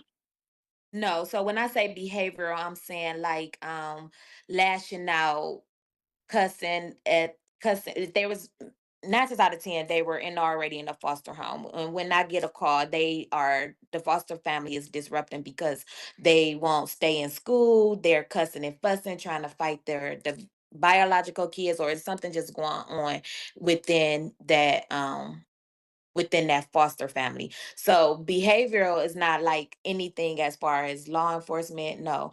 If they are in if a child that's in custody have any engagement with law enforcement they would go automatically to juvenile and wouldn't even be able to live in the community. They had to go straight to residential, like the the Catholic the group homes that's on the west side. That's a 24-hour lockdown facility. Great, thank you. So If there how are did, no further questions, I could go to a motion, Madam Chair. wait, we've got a few more speakers who need to provide their Okay. comment. Sure. Ms. Lattimore, I just want to follow up to the questions that you were just asked. I'm curious to hear what your plan is to make sure that the behavioral issues are not impacting the community where this home is. So the behavioral issues, like I said, is not would not be like what the teenagers are doing now, shooting, killing, fighting. It's not none of that. If they are on that level, that's require more 24-hour services. These are just teenage girls that are just don't want to follow no rules. They are really just need extra attention. So for example, when I was on 66, I had a girl that she came to me and they was saying that she had these behavior issues like fighting at school, won't stay in school, wasn't doing good in the foster families, just very combative with the foster family. So once she got into my home was the only home that she stayed in and has been successful. What happened was why she left my home is because during the time we found out she was pregnant, and mom didn't want she didn't want to keep the baby. So I could not keep her and keep the baby because mom wanted me to keep her baby. So I had to kind of disrupt her placement. So in order for me to keep her baby. So when I say behavioral issues, that's what type of behavior I'm talking about. Like she would go to school and she'll cuss out everybody in the school, won't go to class. So when she was doing all of that, I disrupted, and then I have the baby. So the baby now is in my custody. So that's when I speak about behavior issues. It's just that type of stuff. It wasn't any fighting. It was just didn't want to listen. Just didn't have the system is not, yeah. Okay, thank you for that. I'm going to now turn to the speakers that we have here in the room. I'll start with you first, Linda Holly. Yes. Go ahead and give your comment.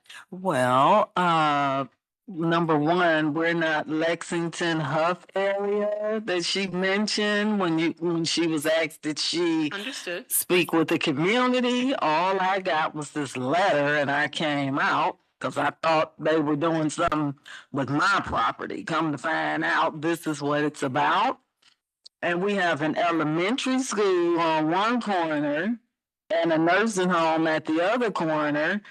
I work for RTA. Miss Clardy been there forever. I don't think this is a place suited for this street here.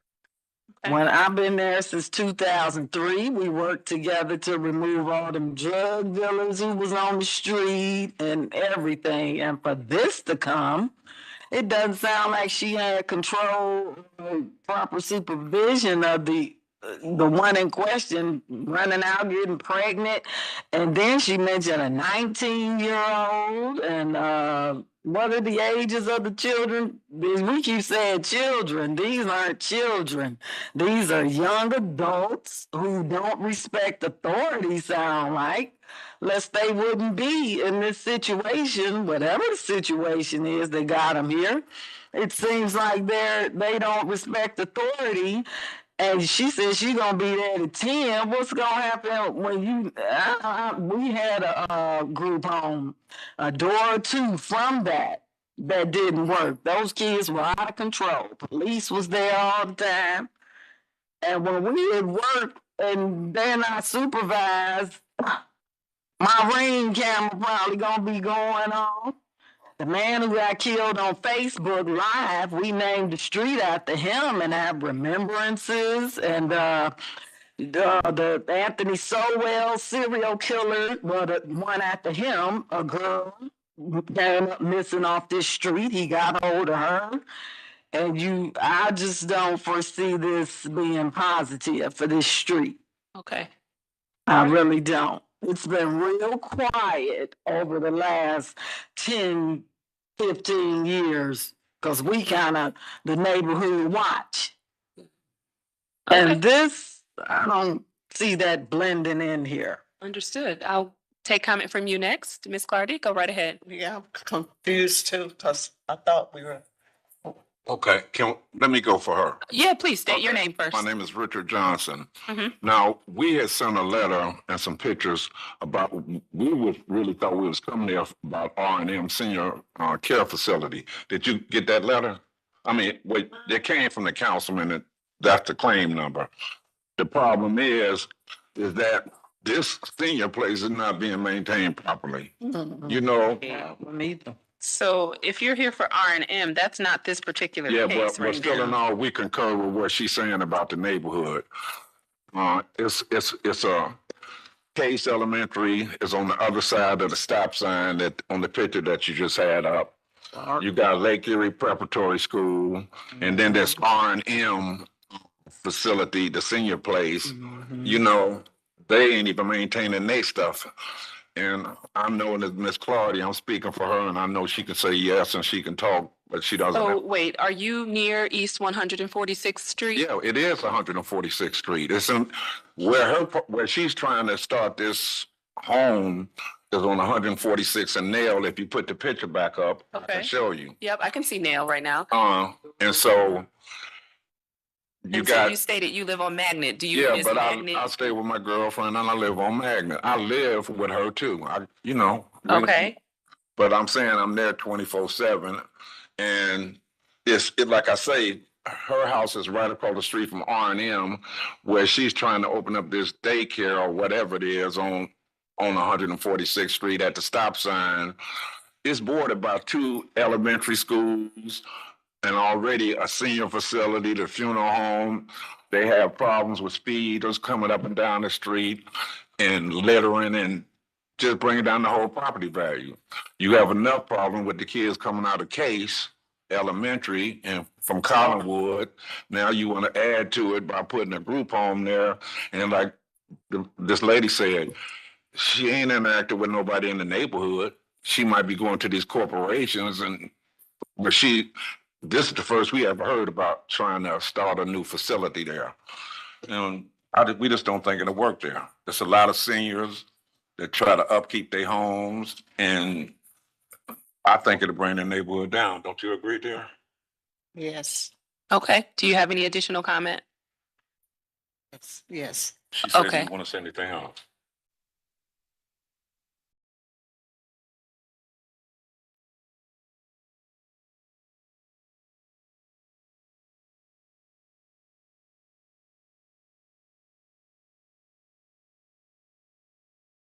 Madam Chair, I do have a question on this map. So Xavier, I think you mentioned the 2 residential facilities that are on the street, but are those 2 south of St. Clair also included in the 1,000-foot buffer? So is it 4 total? That'd be correct. I mean, they're right on the edge, as you can see here in the image. So yes, they'd be included. Thank you. All right. Any other questions from the board? Just one more question for the appellant. Can you describe the hardship that you would face if your variance is not granted today? Well, like I said, I have pulled down my retirement fund. I'm down over about $30,000 in this whole entire program. So, I mean, it would. Wait, we can't hear you. We can't hear you. I said, I'm sorry. I said, No, we can see that your lips are moving, but we can't hear any sound from you. Can you hear me now?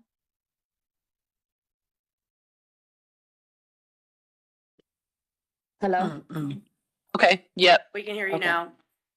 I'm already down like $20,000. And invested into this because I am qualified and I have been successful in both working with this population. So it just would really take a hard hit with my family. Okay, thank you. And then could the property, if you're not granted the variance today, could the property be used for anything else?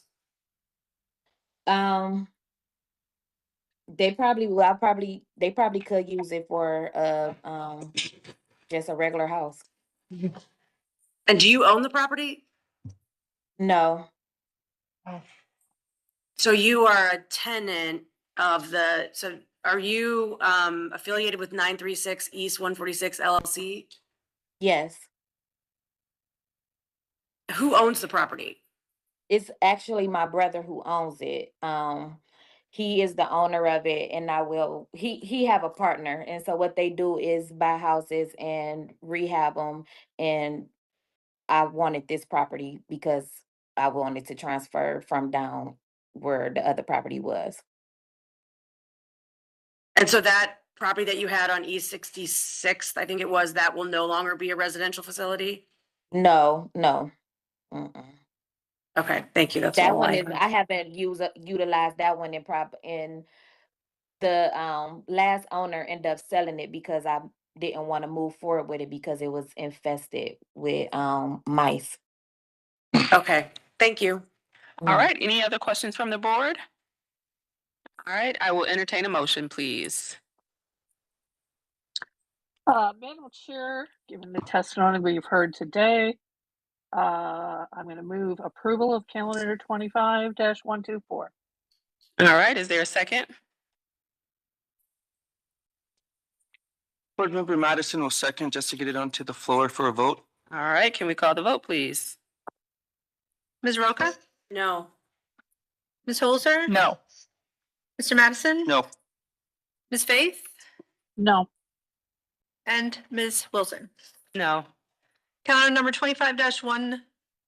I'm sorry, actually, the motion failed. Do we have another motion? Motion Probably failed, have. yes. Can we please have another motion?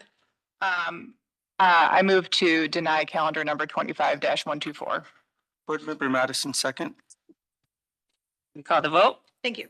Ms. Roca? Yes. Ms. Faith? Yes. Ms. Holzer? Yes. Mr. Madison? Yes. Ms. Wilson? Yes. Calendar 25-124 is denied. This will be ratified next Monday, and we will send the appellant a letter. All right, thank you for that. We are all done with this matter. We're gonna now turn to old business. Because that concludes our cases for today. You guys are all set. Thank you for coming down. Thank you all so much. Yeah. How do we do something about this other facility, this R&M? If we, Yeah. Any thoughts from city planning? Yeah, this is Xavier. I would suggest either reaching out to the council person and submitting also any complaints through 311. Hairstyle. yeah, okay, well, thank you. Y'all been a Okay. great help. Thank you. Absolutely. Good Y'all have luck a to great you all. day. All right, so now we're gonna look at old business. We have 2 calendar items under old business. Any objection to ratification of these? No objection. All right, without objection, we do have one affirmation request. This is calendar number 24-200. Looks like they need additional time. Any objection to granting additional time? This is their first request, Madam Chair. Madam Secretary? Yes, it is. Okay. No This is- objection. All right, any objection to affirmation? No objection. All right, so we'll go ahead and affirm those. That concludes our old business of the day. It is now 11:16. We are adjourned. All right.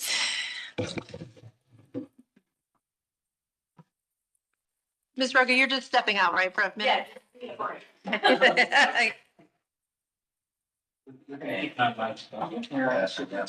I'm taking one too. Oh, yeah.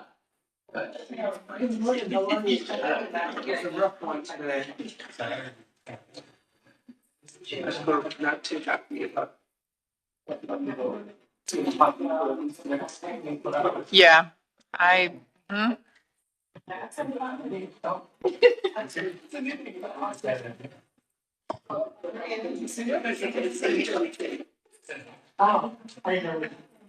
Daniel? Yeah. We're gonna give you the clip. Okay. Thank you. No problem. I'm horrible at it. Yeah. So, you're still gym teacher, Pull up, right here, toe to toe.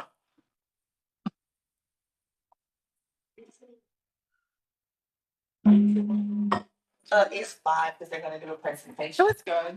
I don't, I had Kelly need to use bridal shower on Saturday and I baked for them, so it's been like all day baking. I get people right. I know, yeah, but that sounds fun. Kelly Finnegan? Oh, yeah. Yeah, Oh. they had their bridal. Kelly. I was like, Kelly. No, Oh, Kelly and. Sorry. Then, Friday, Toby had friends playing until no class, and then they stayed with us. It's at no class on Friday night. Oh. What'd you do? What you said? What'd you make? I made these little brown butter cakes with whipped cream and lemon curd. So they're like little. Some. They went. Oh, wow. I'll bring some, oh, if we do another holiday party. we're definitely gonna go back to science. So I'll bring them with me and then I'll have them, you guys can take them away. Please do. Yeah, and this will take some money and some dairy free stuff. That's good. So, did you know Tuki?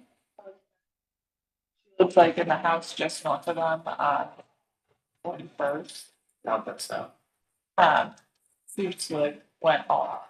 She's like, it's an old school Italian bridal shower, so she had like checkered tablecloths and yeah, she got like a little gelato party. So it was very, it was really nice. Also, well, hot, but still. It was hot. And their yard is overtaken by spotted lanternflies, so I feel like we spent most of the party just like lanternflies. But Nina, are you gonna bake something for BCA? I said I said for our holiday party. Okay, I'm like, I want some of these baked goods. Baked goods, Yeah. cupcakes. Nina has special skills. Yeah. One day when I exit community development, I'll start baking. This is what I need. These little things. Also nice. I need one now, Nina. We should definitely do a holiday. What's your most high up city? Yeah. Really. You are? Yeah. Back to where I was before. It's not great. Expensive, what we have, and I think this is their first like fighting like.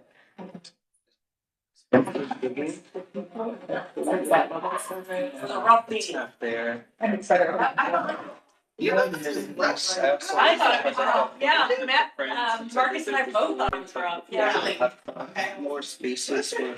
I can go stores just not. Yeah. Were you in attendance? Which they're working on the restaurant segment. Oh. Till later.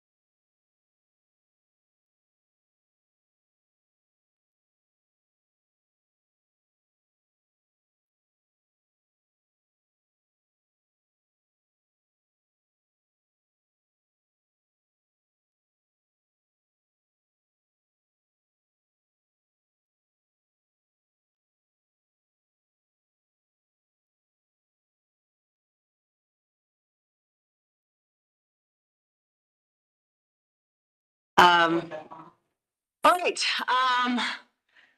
the Madam Chair Wilson had to be in another meeting, so Board Member Roca, I will bring the BZA hearing back into session for a presentation on public health smoke shop regulations, and I will turn it over to you, Dr. Bergolius. Yes, yeah, thank you. Nice to meet you. Yeah. Nice to meet you. Yes, thank you, board. My name is Dave Margolius. Nice to meet you or see all of you. Thanks for taking the time today. So Shannon Leonard and I are going to, and Adam maybe too, might pitch in, are going to present a little bit of background of the public health smoke shop regulation that you all are now a part of. Welcome to the struggle. And so I'll go through a little bit of the why and the public health implications of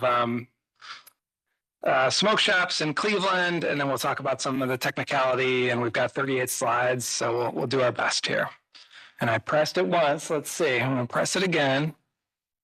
Is it on? It's on. Oh, just need No, I don't want you to have to do it. All right. So Cleveland smoking rate in 2015 was 35% of adults. At that time, that was 3 times the national average. So if you feel like you see a lot of people smoking cigarettes in city of Cleveland, you're not imagining it. It is the #1 preventable cause of death, disease, and disability in the United States. In 2020, when 500,000 people died from COVID, 480,000 people died from smoking. All right, sorry, I guess so. Okay, all right, thanks. And the reason Cleveland's smoking rate is high is not by accident. In 1970 and 1971, it became illegal to advertise cigarettes on television and radio. And ever since then, the smoking rate across the country has been declining. And so tobacco executives got in their boardroom and were trying to plan who their new customers would be. And they said, well, we'll go after kids, we'll go after people in poverty. And so they worked to corner the poverty market. And they said, we will target people who are Black and other oppressed minorities. And so in their literature, which are all public because of the Tobacco Master Settlement Agreement, it's well published, highlighted in there a number of campaigns that said, we're going to go to Cleveland, go to Black neighborhoods in Cleveland and give out free menthol cigarettes. And you've seen the history of the evolution of that campaign. And not only the marketing campaign, but the number of shops in the city of Cleveland that sell tobacco puts us in all of the top 10 lists. So at the time of this map, which was a few years ago, done by an organization called Aspire, there was 1 tobacco retailer for every 600 residents. And if the dot is red on that map, that means it's within 1,000 feet of a school. And that is yellow, it's outside the school buffer. But as you can see, more than half of the tobacco retailers are within 2 blocks of a school. And it's not just that our smoking rate is really high. It's also, unfortunately, our lung cancer rate of death from lung cancer is the highest in the country when compared to 50 peer cities that are around our size.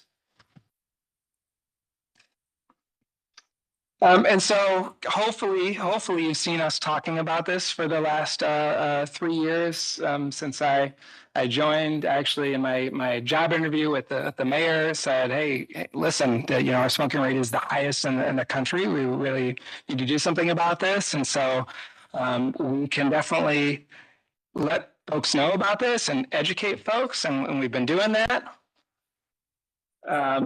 But as long as the environment doesn't change, just telling people, what to do and educating them really isn't going to be sufficient to change the outcomes here in Cleveland and make the healthy choice the easy choice. So we partnered up with City Council. They were a little less interested in our hopes to regulate all flavored products as Columbus, Minneapolis, all of Europe, Ethiopia, and a number of other countries and cities and states have done, but they were open to this idea of tobacco retail licensure, which 11 jurisdictions in Cuyahoga County do, a number of jurisdictions through Ohio, which would mean that we are doing health inspections in all of the tobacco retail shops throughout Cleveland, inclusive of smoke shops. And so there you see me with Councilwoman Santana as we're doing a surprise inspection.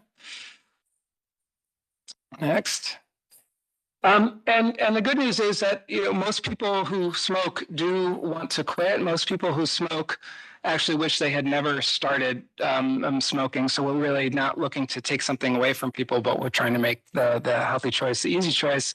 And in 2025, we raised funds to redo a statistically significant survey across Cleveland, and our new smoking rate is 19%, which is only double the national average as opposed to 3 times the national average before. And so the Cleveland Department of Public Health runs a number of cessation programs. So we also have partnered up with healthcare systems and other local nonprofits to help people quit and save a couple $1,000s every year and money spent towards nicotine products.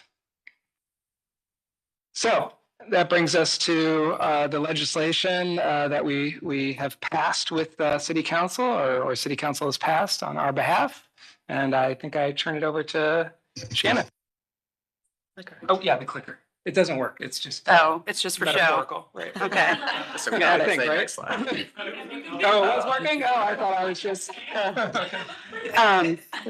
Thank you. So I'm going to talk about the purpose of legislation that was passed earlier this year. It effectively went into effect on April 15th, 2025. So the purpose was to regulate the location of smoke shops to protect the public health, safety, and welfare. We wanted to protect neighborhoods from the negative externalities and secondary effects created by the concentration and clustering of these businesses. We wanted to avoid and reduce oversaturation of these types of businesses. Oftentimes you can find multiple on one street corner within the city of Cleveland proper, and really to promote the public health, safety, and welfare by encouraging walkability and prohibiting signage that is 100% opaque, full window coverage in all business, industrial, and overlay districts. So that applies to the entire city. And so that was another legislative piece that's added in this bundle. Just to kind of give you a background information, in 2024, we established section, a specific use to amend the various zoning code sections, which allowed for the state license, adult use, and medical marijuana dispensaries, cultivators, processors in alignment with the state of Ohio, because we passed the bill that allow recreational use. So Ohioans 21 years and older are legally allowed to consume or possess cannabis on or after December 7th, 2023. And again, there's the rules around ages. I'm giving you this information because the state of license, the Division of Cannabis, and the state of Ohio currently regulates very tightly how these retail dispensaries are allowed to be permitted within our cities across the state. They also require security systems and video surveillance at all times. They have additional regulations on displaying the product, including the amounts and how cannabis can or cannot be stored in cases for public display. Their hours are limited to 7 a.m. to 9 p.m. for all dispensaries, and there's strict advertising regulations. There's no product likeness to be displayed to the public or directed towards children, no use of cartoon characters or pop icons. They're not allowed to depart from their registered name and use slang terms and similar references to cannabis products or paraphernalia. They suggest or indicates location of product has been falsely endorsed by the division itself. And they must approve all depictions, representations, and branding at the state level before they can display it here within our city.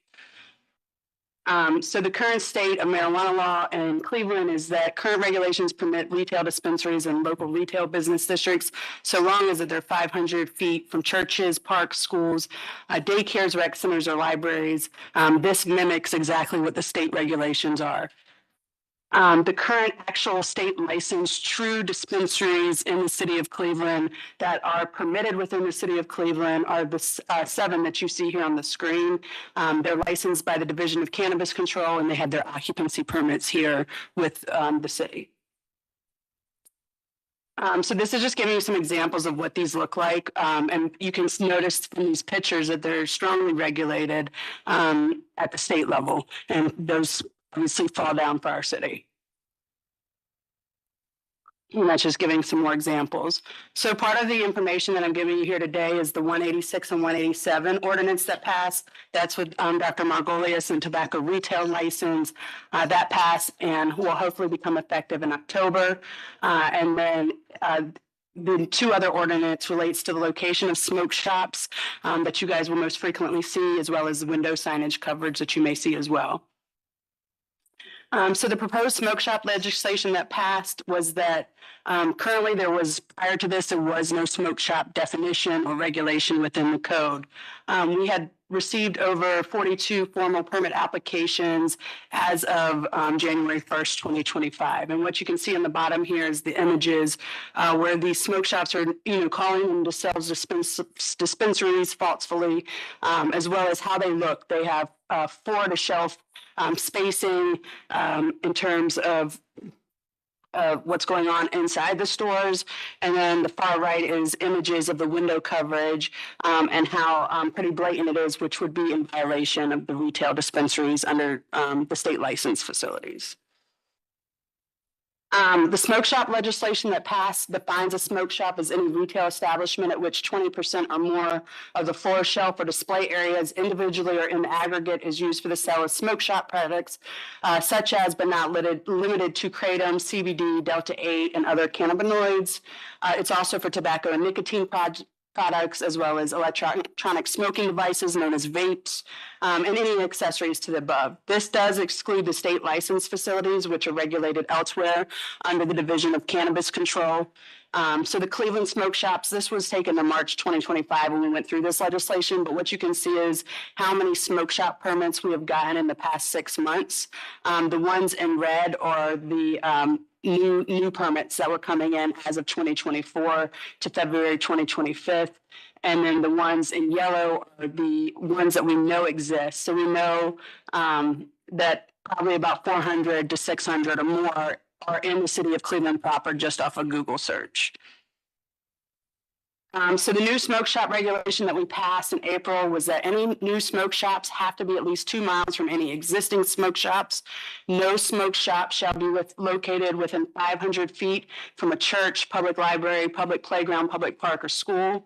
And there's the definition again. And so what you're seeing on this heat map here is based on the permits that we've received since January 1st, 2025. And that was updated in March on this map. But we have another map that's been updated since. This kind of goes into how this blends in with the tobacco retail license. So these facilities will require a tobacco retail license at the city level. So a lot of the times of what you hear when the applicants come in, what they're talking about, they don't have a city of Cleveland license, they have a state tax license, meaning they pay taxes on tobacco cigarette sales. So the tobacco retail license that was passed in conjunction with the smoke shop license will effectively allow for the public health department to go in and regulate and require these smoke shops as well as other tobacco shops to have an annual tobacco retail license. It'll allow the public health department to go in and do more secret shopper, kind of make sure that what people are selling is legitimate. And then also for any tobacco retail license that is strictly for tobacco, it requires purchasers to be 21 and older. This is an annual license. And if you want to talk about this real quick. Sure. Yep. So just like a food safety license, every restaurant is required to have a license. Tattoo shops, swimming pools, tobacco retailers, smoke shops were kind of one of the only unregulated businesses by the health department that impact health in the way. And so if they don't get a license, they get a cease and desist order. The license will cost $500. We've set it all up. It's all going to be something you can apply for on a computer, which is pretty advanced for us. We're working on it. And thank you. And this will catch us up to what Columbus, Cincinnati, Cleveland Heights, Euclid, and a number of other suburbs have been doing for years. Thank you. So what about the non-tobacco smoke shop products? So Ohio Senate Bill 86, you might have heard of it, restricts intoxicating hemp products, Delta H, THC derivatives to registered licensed cannabis dispensaries. It has not yet passed the House. So far, as of right now, as of today, these products are not regulated. Kratom has been found to interact with medications causing withdrawal symptoms, damage to liver, and in some cases lead to death. It is completely unregulated at the state and federal level as of today. So we're just going to kind of walk through real quickly these products so that you know what is being sold in the corners of our city. So kratom is from a tropical tree native to Southeast Asia. Consumption of its leaves and produces both stimulant effects in low doses and sedative effects in high doses. Can lead to psychotic symptoms and psychological and physiological dependence. This is from the the Drug Enforcement Agency of the United States. The kratom contains two main chemical compounds, essentially the mitragynine and 7-OH mitragynine, both of which bind to the same receptors in the brain as opioid drugs. They essentially create, including serotonin, dopamine, norepinephrine, and kappa opioid receptors. And these are some of the products that you can find in smoke shops and convenience stores around the city that have this product in it.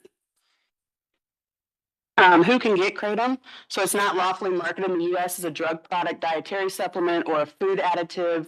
It is not regulated under the Federal Controlled Substance Act, but is listed as a drug and chemical of concern by the Drug Enforcement Agency. In Ohio, there are no age restrictions for buying kratom products.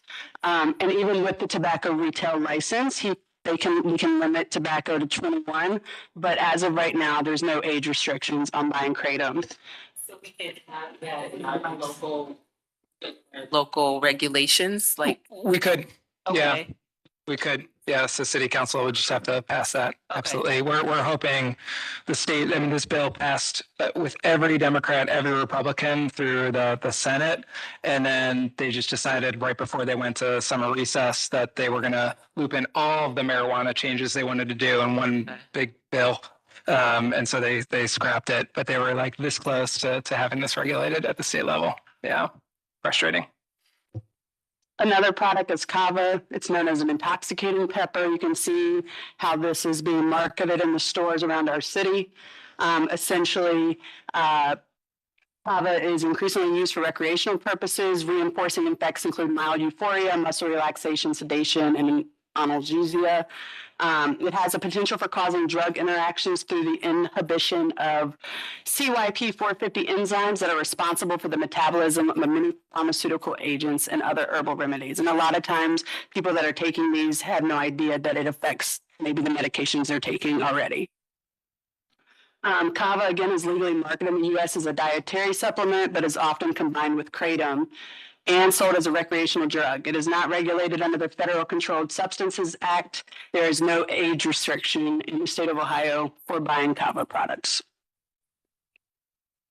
And then what is Delta 8, 9, 10 THC? You all can look at this. Again, this is another example of how this is being marketed in stores around our city. Again, it's a psychoactive substance found in the cannabis sativa plant, of which marijuana and hemp are two varieties. Currently, all of these are legal to buy and sell as long as the product contains 0.3% THC or anything less. Anything above that is considered an illicit substance under state and federal law. And again, in Ohio, there are no age restrictions for buying Delta 8, 10 products if they are derived from hemp products. As of right now, the city doesn't, until the tobacco retail license went in, is for them to really be able to see, potentially be able to see if they are following that law. But right now, currently, as these businesses have been operating illegally, there's really no way to know who is following this 0.3 THC. And as you can see in this image, they're sold right along as chips and Doritos and things of that nature. And so that's really the reason why the regulation here is no smoke shop shall be located within 500 feet from a church, public library, playground, public park, or school. And it's also why, because of the high saturation of these and wanting to be on every corner, why we implemented the 2 miles, because it's a true public health concern. And so the last part of this was the window signage coverage. So across the city, regardless of what kind of business you operate or industry you operate, the city has always had trouble enforcing the 25% maximum rule because it was never explicit. And so what this code section does that was updated that you may see cases coming from in the future is that window sign coverage has been now limited to 25% of all window area. This is each facade is considered separately, all windows and glass portions of doors. This pertains not just to permanent signs, but also temporary signs, and as well as transparent signs. And this is really a public safety issue as reported by the police department. The police can't see what's going on inside. The business owner can't see what's going on the outside. And then pedestrians that are walking along these corridors, especially on things like Lorraine and other densely, heavily pedestrian areas, is not as a friendly and comfortable and safe walk because of this basically opaqueness. So, but again, as it pertains to this smoke shop legislation as well, what we're seeing is full window coverage. And a lot of times you can see this is in direct violation of if these were true state licensed real dispensaries, they would not be able to have this type of signage either. This is another one. You will likely see appeals coming for this particular signage. This signage is actually regulated under the business laws of the city because they're not true dispensaries, so it's false advertising. Just one quick question. There was one that said each facade, and I want to make sure that I understand what that means. Like what differentiates one facade from another one? Like to me, that's all one facade. That's correct. Okay. That's 25% to this whole side. So it's typically, the reason why it says each facade is if you have a corner property where there's another side. Got it. Before it used to be just measured off of window signage, used to be measured off of square footage based on the linear frontage of your building. But the 25% limits it completely based on the window facade. Okay, understood. Thank you. This is another example of where that 25% falls in. As you can see, a lot of these have multiple types of signs all across the windows. And another example, so you can see it's not limited to just smoke shops, this mobile place as well. And so this ordinance was part of the part of this ordinance was for emergency purposes, was a public safety concern for the police department. And then last but not least is the BZA standard, because these you're likely going to see a lot of appeals in this case. And I know these are typically read off by Mary, but just wanted to point to C where the data on which the variance is based. When appealing for a variance, the appellant shall state and substantiate his or her claim that all three conditions listed under Division B of this section exist. You shall make a finding on each of the three conditions as they apply in each specific case as a prerequisite for the granting of the variances. And so the first practical difficulty really is more of a physical, is used because of the physical size, shape, or other characteristics of the premises or adjoining premises which differentiate it from any other premise in the same district. That the variance will affect the deprived the owner of substantial property rights, and that the granting of the variance appealed will not be contrary to the purpose and intent of the zoning code. And as you can see, as time goes on, we add more and more regulations to the zoning code. It's a living document to affect things that are happening within our frame of reference, right? And so smoke shops weren't a thing 5 years ago. Now they're pretty much on every corner. So the city really has noticed this public health crisis. The council really noticed this public health crisis. And then with help of Director Margolius, we were able to pass this legislation. And so this is the most recent permits that were submitted without a certificate of occupancy. So all these places never had a certificate of occupancy for a smoke shop previously, or they very much don't even have a certificate of occupancy at all. And so a certificate of occupancy is required if you're going to do business, no matter where you are in the city and no matter what your business is. And then the permits submitted with certificate of occupancy, these are the ones that have been given permits since, in the last couple years. And then as it relates to the smoke shop legislation, we actually lead the way. Toledo just passed something a couple weeks ago. But you can see all of our neighboring cities that are also. So this is a problem not just for Cleveland. All of our suburbs all across the country are facing this. But it definitely tends to be more concentrated in our urban areas where we have people of low income, just kind of following that same cigarette model that you've seen through the years. And so with that, that's all I have. And we're open to questions if you have any. And then if you want to follow up with anything. No, I might have to leave right at 12 o'clock, but. Adam, Got did 9 you want minutes. to? Back to the legal standard, the only criteria that's a little bit modified is the first condition, correct? What do you mean by that? E1. Yeah, the practical difficulty or necessary hardship in here is in, that came directly from the code. Okay. It's in 329.03, and then following the B section. No, this is not new. No, nothing is modified. But there are, if you read fully through B, C, and further down, there's a variety of standards for the different variances that are being requested. I just didn't include all of them here.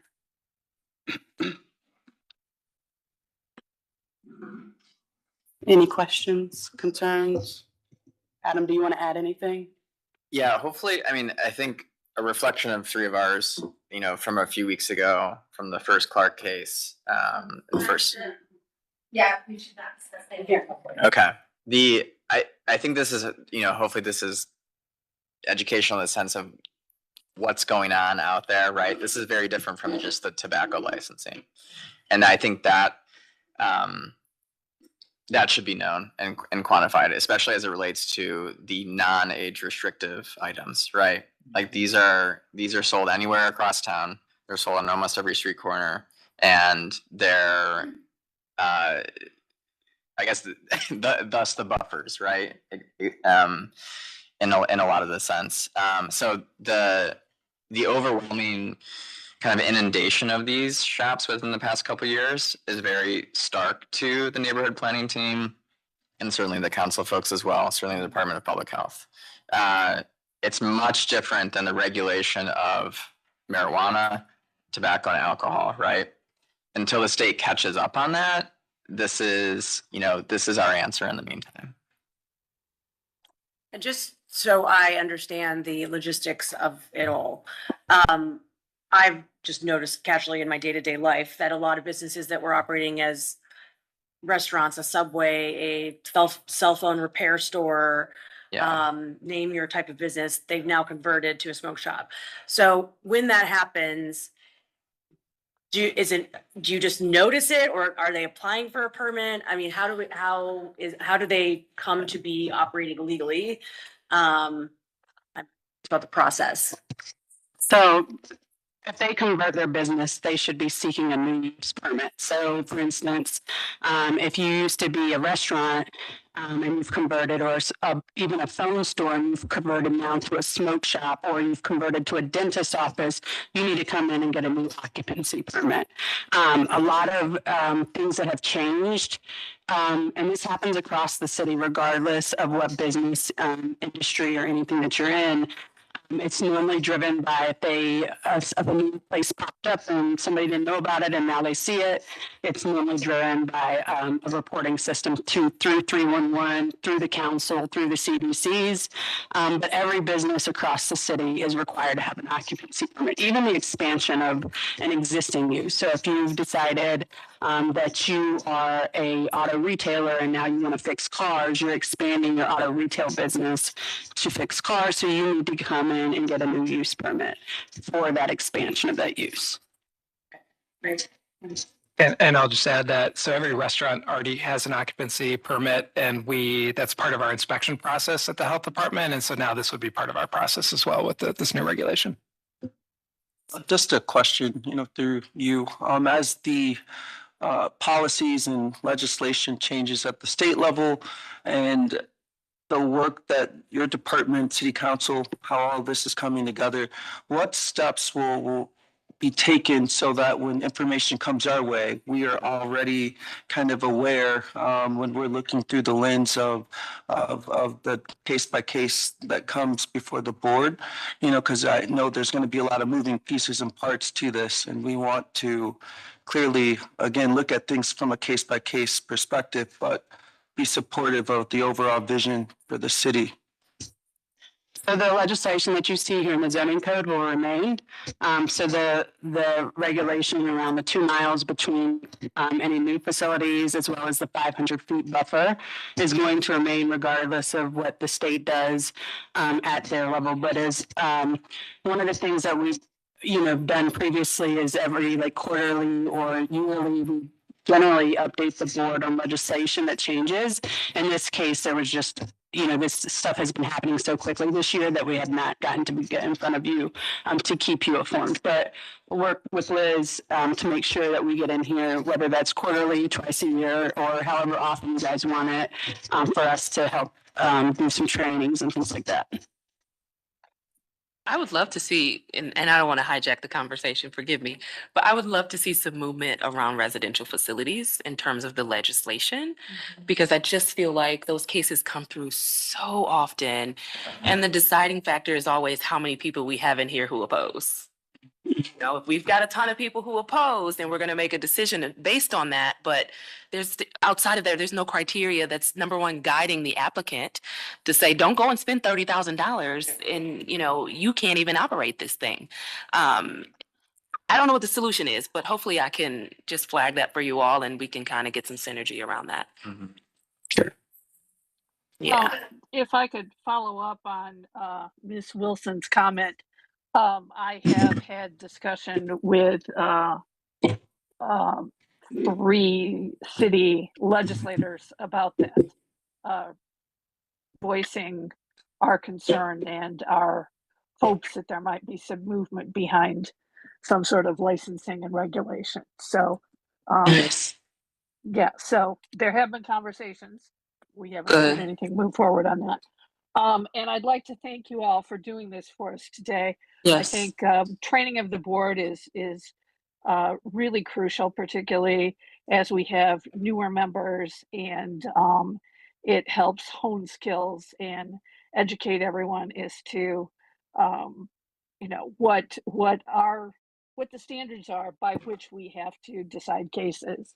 I did print out the slide deck, and there were some pages missing from what I printed out from what was on the screen. And I'm hoping maybe we can particularly get those standards, the page that has the BZA standards on it for this, dispersed to all of us so that we can have a hard copy or at least have it in our computers for reference. That would be appreciated. And I'm also wondering, as it relates to these businesses and where they might be located, many are popping up on neighborhood corner shops, and they are taking over what would be front yards or at least tree lawns and paving them over for parking. And I'm wondering if there's any way we can sort of piggyback the illegal parking aspect of that with the licensing, or at least the policing, not policing, maybe not a good choice of words, but the oversight of these businesses so that they're not parking illegally, they're not taking up what otherwise would be, green space. Yeah, thank you, Ms. Faith. So, these products are evolving, right? And how they're being sold to our community is evolving. And we already know after this legislation passed that there has been now applications or reports of vendors wanting to be on the sidewalk and market these products on the sidewalk. They're popping up in vending machines in nightclubs and restaurants and grocery stores, all sorts of places. And so we just have to stay on our toes, right? To, and as it becomes, you can't always regulate everything, right? And so you try the best you can, but since this legislation passes, things have changed. But as it pertains to things like in the front yard setback and things like that, even those carry out type businesses or what have you, whatever you want to call them, will need to have an occupancy permit. If they don't have an occupancy permit, code enforcement will enforce that. You likely have several appeals in the near future that will be appealing violation notices for not having occupancy permits. Because the matter of fact is that these folks just did not get an occupancy permit, for better or for worse. And so we really don't know what the site plan looks like or what the site looks like without that occupancy permit submittal. And so the purpose of the violation notices is to let these people know they need to get an occupancy permit. So once they submit that occupancy permit, other zoning regulations will apply beyond just the smoke shop regulations. So it could be smoke shop regulations under 347, but it'll also be no parking in the front yard setback or what have you, or no signs in the front yard setback unless within 100 square feet of planting, right? So and then it'll require, if we see that you have signs, it'll require a sign permit, and sign permits and occupancy use permits are different. So that's, the best way for us to know what's going on is through the code enforcement mechanism as well as complaints. And then, Great. oh, Ms. Faith, are you still? No, you have- no, I was just, what comes to mind is I know that we have at least one chain operator. So, I'm wondering how that might be impacted. But we don't want to get into specific cases in this discussion. I'm guessing that you have a comprehensive list of everyone that is in operation now. Again, some of the slides were missing from what I printed out. I'd be also interested to see the saturation map. Yeah, we definitely have the list. We have a map. It's ever increasing. Yeah. Okay. Can we just get the updated slide deck? Yeah. And then I just have one final question. What are you doing to educate the public about this issue and then also the new process and new legislation so that business owners are aware of what they need to comply with as well? Yeah. Because for them, it might save them some time and effort if they don't even make it to us. Absolutely. Yeah. So we've got some funding set aside, about $50,000 to do marketing and promotion. So you start to see billboards regarding that. It'll be specific to the tobacco retail license, but in the instructions that we market out, it'll include everything about the occupancy permit. And many have been very engaged. I mean, they've been following this legislative discussion for the last 3 years. They've got wholesaler representatives that have been following along and advocating, of course, for them. So we'll have the word out for sure. So my question kind of piggybacks off of that, specifically wondering about whether we're going to educate stakeholders about the complaint process, because I feel like that's going to be critical if they're popping up everywhere. We probably can't keep up with all of them, but if people know the path that they can take to make a complaint, I think that'll help us kind of catch these. Absolutely, yes, that's part of it as well, and partnering with 301 to set up the exact workflow for where those complaints will go. Absolutely, yeah.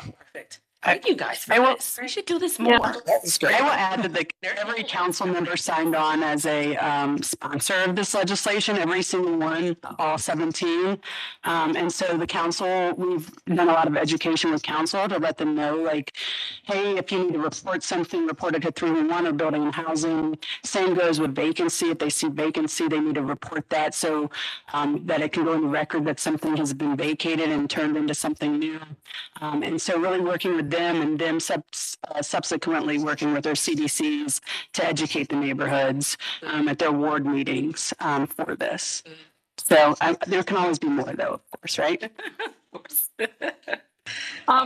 Thank you so much.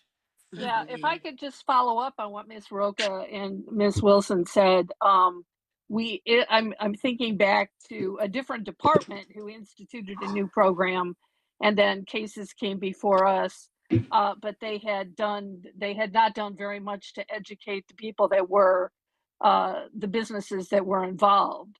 And so therefore, I think Ms. Roca and Ms. Wilson raised good points that it's important that we, educate the businesses and give them a pathway so that if they do land before us, we are assured that they knew what the rules were and they were informed of that and given a means to appeal that before coming to us. So it just recalling another department that went through a regulation change, and so it's important that we make sure that the folks are educated. So thanks to Ms. Roca and Ms. Wilson for raising those points. Thanks, everyone.